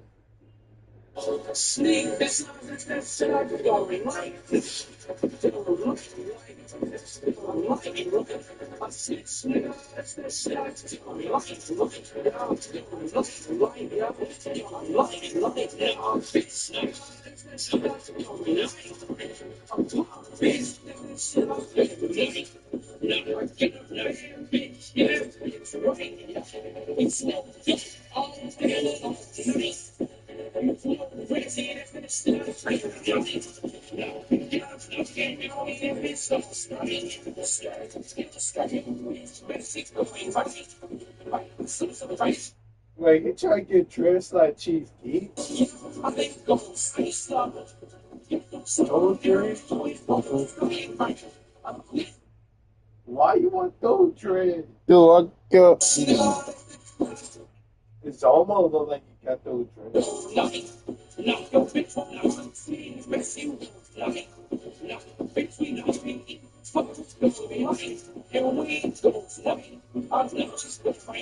I might get these in few, like 2 months ago. Like Snorri dreads? Mm-hmm. Snorri got 2 strands.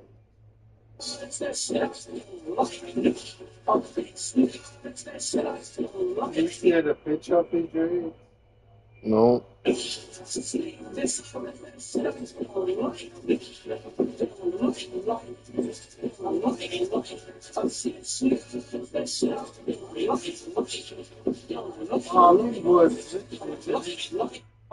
was listening to this music in 2012. When it first came out. You remember Mom used to play this in our car in 2012? Mm-hmm.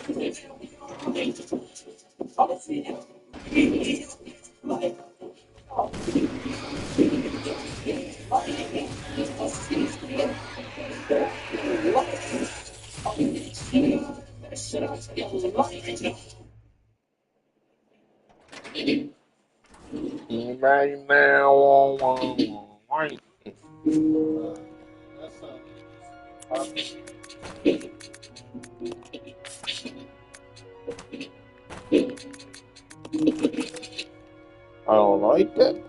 So I get shit.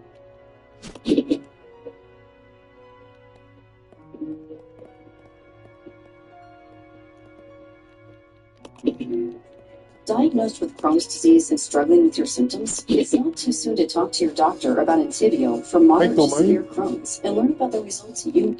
Lil Reese is one of the godfathers of drill music and was right there with Chief Keef, Fredo Santana, and Lil Durk when the scene first exploded.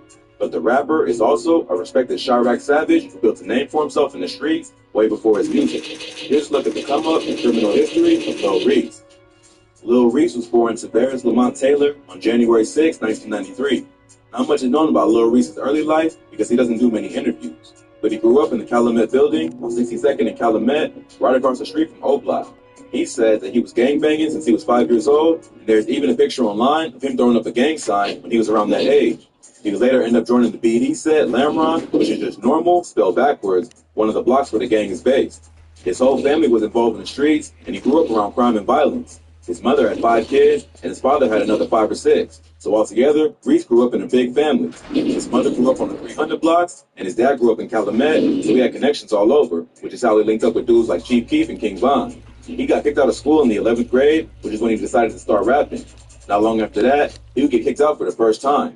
In early 2010, Reese would be arrested on burglary charges at just 17 years old. He was still a minor at the time, so there isn't much information available about the charge. When he pled guilty, he was eventually sentenced to 2 years of probation. Lil Reese stayed out of trouble for a while, but then life changed forever after he hopped on Chief Keef's hit song, I Don't Like, in 2012. Keef was already building a buzz in Chicago, but I Don't Like was an instant hit thanks to the viral music video that was directed by D. Gaines and the remix, which features Kanye, Pusha T, Jadakiss, and Big Sean. Suddenly, Keef, Reese, and everyone in their crew was world famous, and drill was the hottest sound in the country. All the attention earned Reese the deal with Def Jam Records. It seemed like Reese had hit it big and could finally get out of Chicago. But he would hit a major roadblock early on and was going to destroy his career. In October 2012, a video leaked on the internet that allegedly showed Lil Reese assaulting a woman at a party. The woman in the video tries to get Lil Reese and his friends to leave, which is when he ends up assaulting her. The rapper apologized for the video and said that it was from a long time ago. But this was the early days of cancel culture, and the bad publicity definitely hurt his momentum in the music industry. In April 2013, Reese was arrested again after a police officer who was patrolling the area found Reese sleeping in a parked car on the side of the road. The officer ran his name in the police database and found out that Reese had a warrant out for his arrest. The warrant was related to the incident where the viral video was recorded. Reese was charged with criminal trespass to a residence, battery, and mob action for the events that went down that night. He was brought to the Champaign County Jail, where he was held on a $100,000 bond, but he posted bail and was released shortly after, and didn't end up serving any time for the charge. Not long after that, Reese would be arrested again for misdemeanor theft in June 2013. The charge stemmed from an incident of motor vehicle theft, where Reese was pulled over and was unable to prove ownership of the BMW 750 Li he was driving. An unnamed 44-year-old man claimed that he was the owner of the vehicle and never gave Reese permission to register it in his name. The case was later dropped, and Reese was not charged with anything. But Lil Reese just couldn't catch a break, and he would be arrested again just a month later. Reese was chilling with some of his homies on Eggleston Ave when police came by to patrol the area. When Reese saw the cops, he turned around to walk away. The cops followed him down an alley and claimed that they saw him remove a plastic bag with green pen-like material inside. This gave them enough probable cause to stop and search him. They ended up finding a little over $2,000 in cash and a small amount of weed. When the cop asked Reese where he got the money, he responded by saying, "It's mine. I got a little weed. So what? There's serious crime out there. This ain't a big deal. I'm gangster."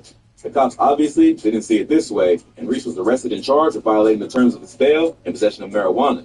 But it wasn't that serious of a situation, and Reese was able to get the charges dropped. But the police harassment wouldn't stop there, and about a year later, Reese would be arrested for allegedly concealing a handgun. Reese was driving around Chicago, and he was spotted by police and pulled him over. The police claimed that when he came to the window, Reese was trying to conceal a handgun. Reese was immediately arrested and charged with felony possession of a firearm. He was held on a $50,000 bond, which he quickly posted. But he would later be acquitted of the charges after the cops failed to prove that he actually had a weapon on him. Reese would stay out of trouble for the next few years and keep a pretty low profile. He would continue to release music, but never left Chicago and moved to LA or Atlanta, like many of his friends and people in the industry. He would be arrested for the final time in May 2018 after the Chicago PD and the FBI raided his apartment. Police uncovered about $2,000 worth of weed, a scale, and $100,000 cash. Reese was charged with felony drug possession, but he accepted a plea agreement. He eventually pled guilty to the charge, was given a $5,000 fine and 1 year of probation. Since then, Reese has avoided trouble with the law, although he's still very much in the streets of Chicago and is still at war with his odds. On November 11, 2019, Reese was shot in the neck and critically wounded while stopped at the intersection of Markham and Country Club Hills Road. Tavares Taylor, better known as Lil Reese, is in critical condition this hour at Advocate Price Medical Center with a gunshot wound to the neck. WGN's Tom Negative is there live with our report tonight. Tom? He was pursued by another driver during the chase, waited until he was stopped in traffic. Witnesses say that the man dressed in a hooded sweatshirt got out of a light-colored sedan and fired approximately 24 rounds at his car with an AK-47. Police arrived at the scene to find Reese's vehicle and fresh blood all around the driver's seat, but the rapper was nowhere to be found. Another man had driven him to the hospital, where he made a full recovery despite getting shot in the neck. The gunshot messed with his voice for a while, but even that couldn't silence Lil Reese. The rapper would be right back on social media to show off his battle scars. He would also respond to a fan on Twitter, tell DJ Vlad and other social media outlets that he would need $1 million to tell his story. He even released a diss track called Come Outside, aimed at the people who shot him, showing the world that he wasn't backing down. Many had wondered why, after all this time, why Reese would stay in Chicago after getting himself wrapped up in all these crazy situations. But it seems like the rapper fell in love with the streets and won't give the lifestyle up for good. If that wasn't bad enough, Reese would be shot again over a stolen Dodge Durango. 3 people were shot on the north side this morning. One of them, rapper Lil Reese. He was grazed by a bullet, and this is not the first time Lil Reese has been the victim of gunfire. He was also shot in 2019. WGN's Rob Sneed has reaction from the downtown neighborhood. On May 15, 2021, Lil Reese and 2 other men were injured during a shootout in a parking garage in Chicago, taken to Northwestern Memorial Hospital. A video of the aftermath of the shootout was released to social media. It showed Reese sitting on the ground, bleeding from his eye, while the person recording screams at him and throws up gang signs. Plus, details that emerged about what went down were even more confusing. The shootout took place in the parking garage of the building where Lil Reese's girlfriend lived. According to him, he had just gone down to meet up with the guys in the Dodge Durango to buy some weed, when suddenly a fight broke out and someone started shooting.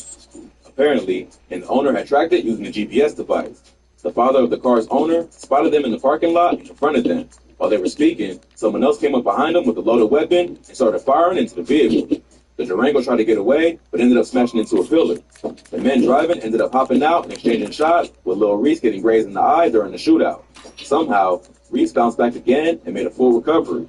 It seems like Reese was just at the wrong place at the wrong time and got caught up in a situation that he had nothing to do with. The exact details of the shooting are still unclear, but it doesn't seem like Reese has been charged with any crimes related to the incident. The video showing Reese bleeding outside the parking garage only added to the confusion. In the video, the guy recording claims to be the owner of the car, but also keeps taunting Lil Reese and even throws up a gang sign in front of his face. This led many to speculate that the shooting was gang-related and went deeper than a stolen car. But at this time, it's all just internet rumors because no new information has come out since the incident. Since then, Lil Reese has stayed low-key and hasn't been in the spotlight too much. Other than occasionally beefing with 6ix9ine, the rapper has stayed away from the drama. Hopefully, Reese has learned his lesson and will be smarter about how he moves in the future. At this point, he's one of the most famous drill rappers to still live in the city of Chicago, and as long as he stays there, anything could happen. Another drill pioneer, Ide600, was just shot and killed in the city, even though he wasn't as active in the streets as he used to be.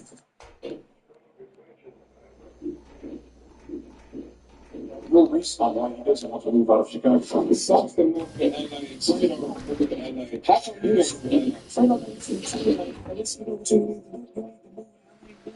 So you know, but I did what I wanted. So people start shit. I gotta take care of my daughters. You know, take this and that's why I just. And even throughout all the close calls you had with your life, how do you feel about living in Chicago? I don't say why I feel right now, but I mean, Lil Reese on why he doesn't want. Hey! Lil Reese on why he doesn't want to move out of Chicago. It's something move to LA. Fredo move to LA. How can you move to LA? Fredo used to be telling me like, man, Reese, you know what you need to do. You need to move to LA. So you know that, but I didn't want to move because all people started and shit. I gotta take care of my daughters. I don't take this, so that's why I just. And even throughout all the close calls you've had with your life, how do you feel about living in Chicago now? I ain't gonna say why I'm here right now, but I need to know. Oh, shit. Lil Reese on white. Got it. Got it, son. They call Snowfall.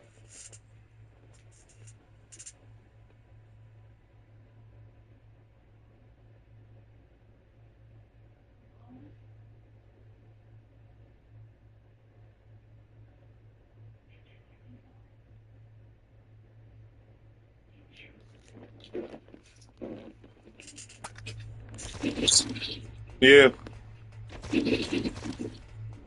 What trail? What, they put a new one out?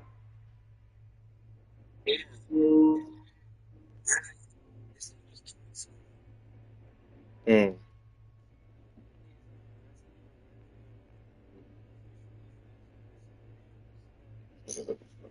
I been saw that. Against K-Von with drop. Yeah, for sure. So instead of Wait, so why they put out the same Killing Von, they say the same short film? That film was out since February 6th. It was crazy, you know. It was like I didn't know it, so that was new information to me. So it was like, okay, I don't want to see the jail anyway. So what? I don't want to jail. Yeah. It'd be free. Yeah. But the murder charge is against K-Von with drop. Yeah, for sure. So instead of Lil Tim killing Von, they say the Atlanta police did. For sure. What were your thoughts when you heard that? It was crazy, you know. It was like I didn't know that, so that was new information to me. So it was like, cool, okay. I don't want to see the jail anyway. So what? It was reported that the murder charges against K-Von were dropped. Yeah, for sure. Since I was real son, it was like, cool.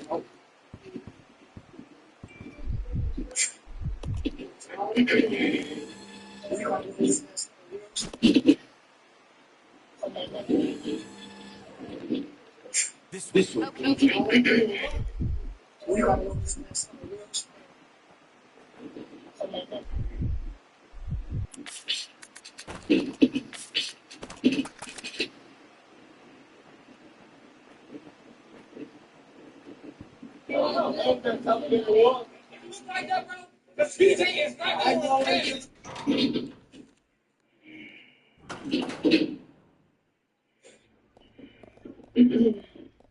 You gotta know this ass on real son.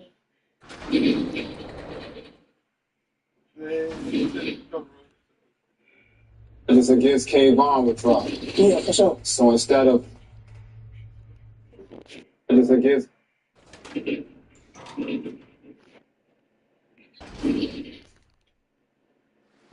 Like, damn, he's still mad about his brother. And I'm like, man, fuck them niggas. Like, shit, he mad about his brother dying and shit. I ain't even with that shit. Fuck his brother.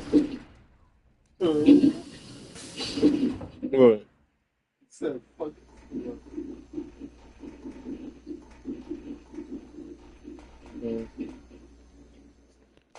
Most rock fans know about Jacksonville.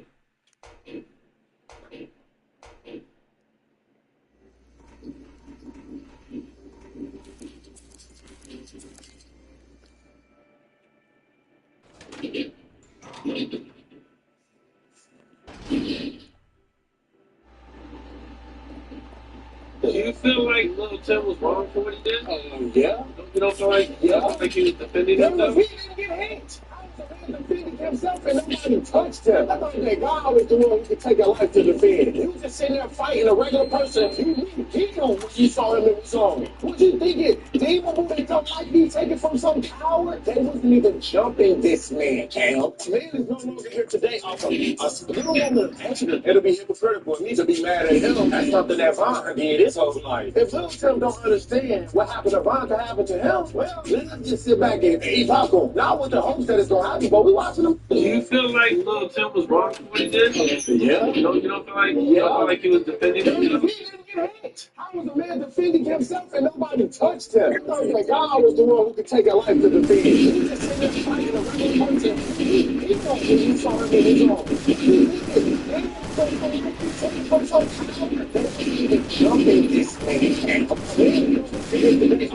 A little moment of accident should have been hypocritical for me to be mad at him at something that Von did his whole life. If Lil Tim don't understand what happened to Von to happen to him, well, let's just sit back and eat popcorn. Not with the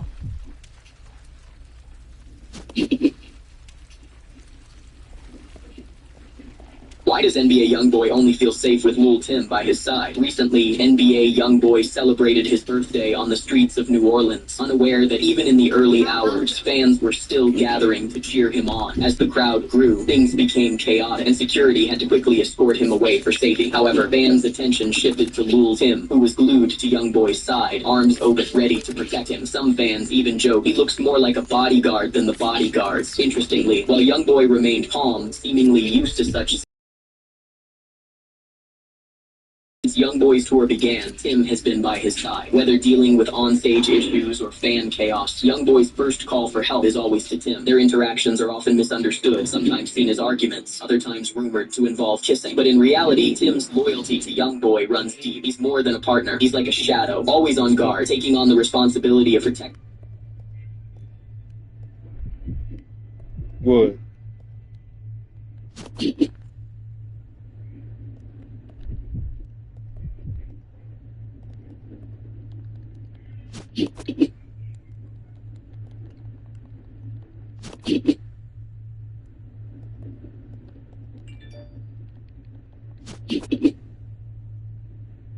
She asked Lil Tim what would he do if he seen Agent Dog. If Agent Brat was right here in front of you, what would you say to her? Oh, the Ben poppers. As soon as she came out. Like, as soon as she came out, wow, bad body. She looked nasty. She weak as a. She wouldn't have made it past the first round. She would have had to go off the whip. She asked Lil Tim what would he do if he seen Agent Dog. If Agent Brat was right here in front of you, what would you say to her? Oh, the Ben poppers. As soon as she came out. Like, as soon as she came out, wow, bad body. She looked nasty. She weak as a. She wouldn't have made it past the first round. She would have had to go off the whip. She asked Lil Tim what would he do if he seen Agent Dog. If Agent Brat was right here in front of you, what would you say to her? Oh, the Ben poppers. As soon as she came out. Like, as soon as she came out, wow, bad body. She looked nasty. She weak as a. She wouldn't have made it past the first round. She would have had to go off the whip. She asked Lil Tim what would he do if he seen Agent Dog. If Agent Brat was right here in front of you, what would you say to her? Oh, she asked Lil Tim what would. After Chief Keef and NBA YoungBoy released a new song together, which had a lot of people hating on Chief Keef for working with Lil Durk and King Von's biggest op, NBA YoungBoy. Lil Tim, the man who sent King Von to the Shadow Realm, has a message for all the O Block members that are upset about the song. Well, niggas mad, boy, did a song with the time. Took out pussy and that bitch ass nigga, who shit ass niggas up. All that crime and shit, motherfucking song, man. After Chief Keef and NBA YoungBoy released a new song together, which had a lot of people hating on Chief Keef for working with Lil Durk and King Von to the Shadow Realm has a message for all the O Block members that are upset about the song.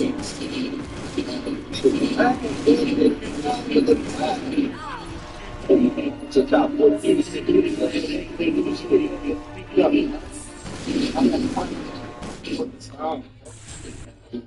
After Chief Keef and NBA YoungBoy released a new song together, which had a lot of people hating.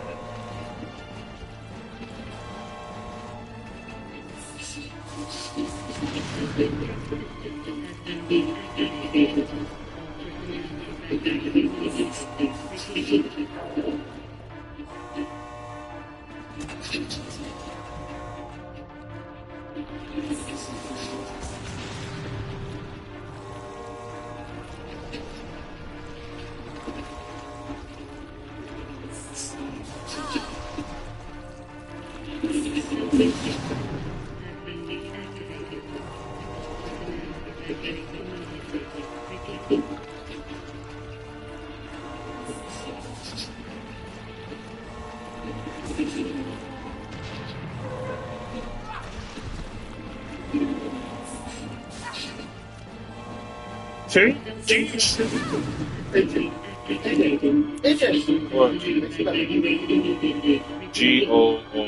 Goolfy.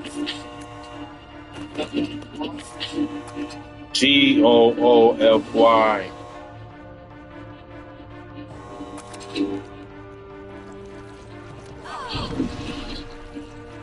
These dudes say how to spell goofy.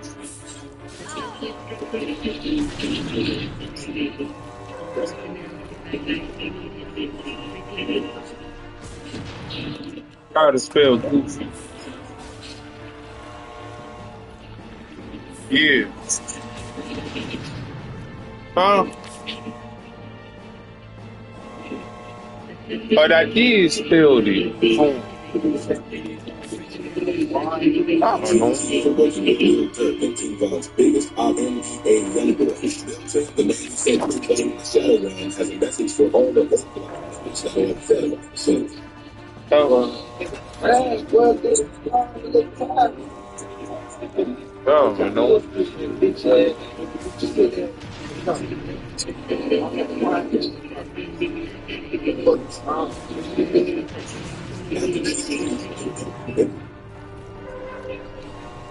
King Von's life. Ben said this about his death.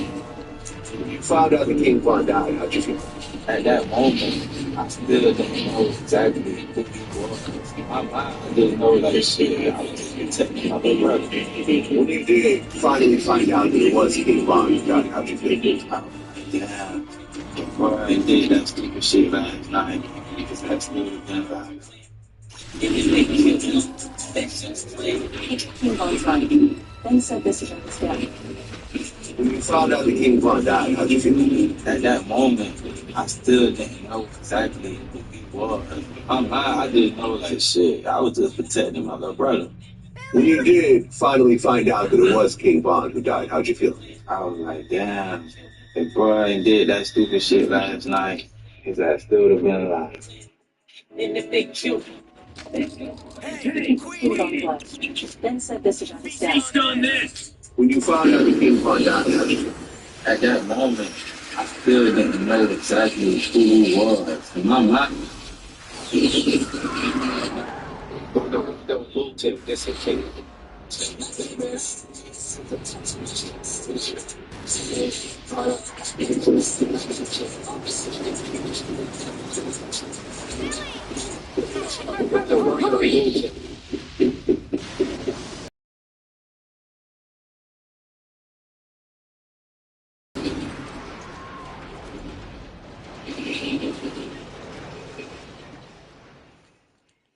Receiver director's cut next. But you got done with Receiver 0.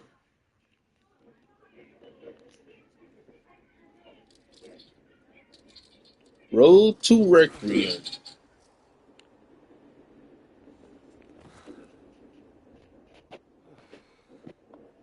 Hey, that must be the old mansion that Rico was talking about.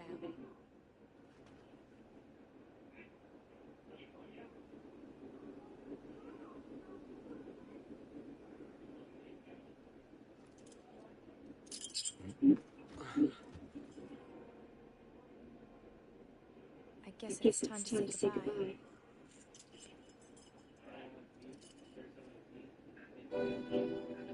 Officially, Lieutenant Van Cullen. yeah, just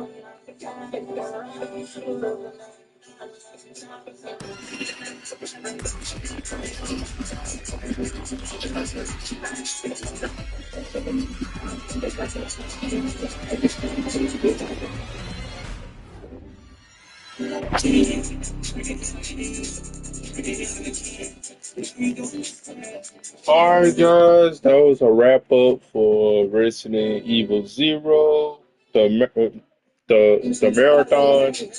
We finna do a next marathon. It's Resident Evil Director's Cut. So we finna get started. What do you think about that, And man? If Chief catch keeps y'all going guys back, in a I few still minutes. talk to him. I still talk to him. Take care. I still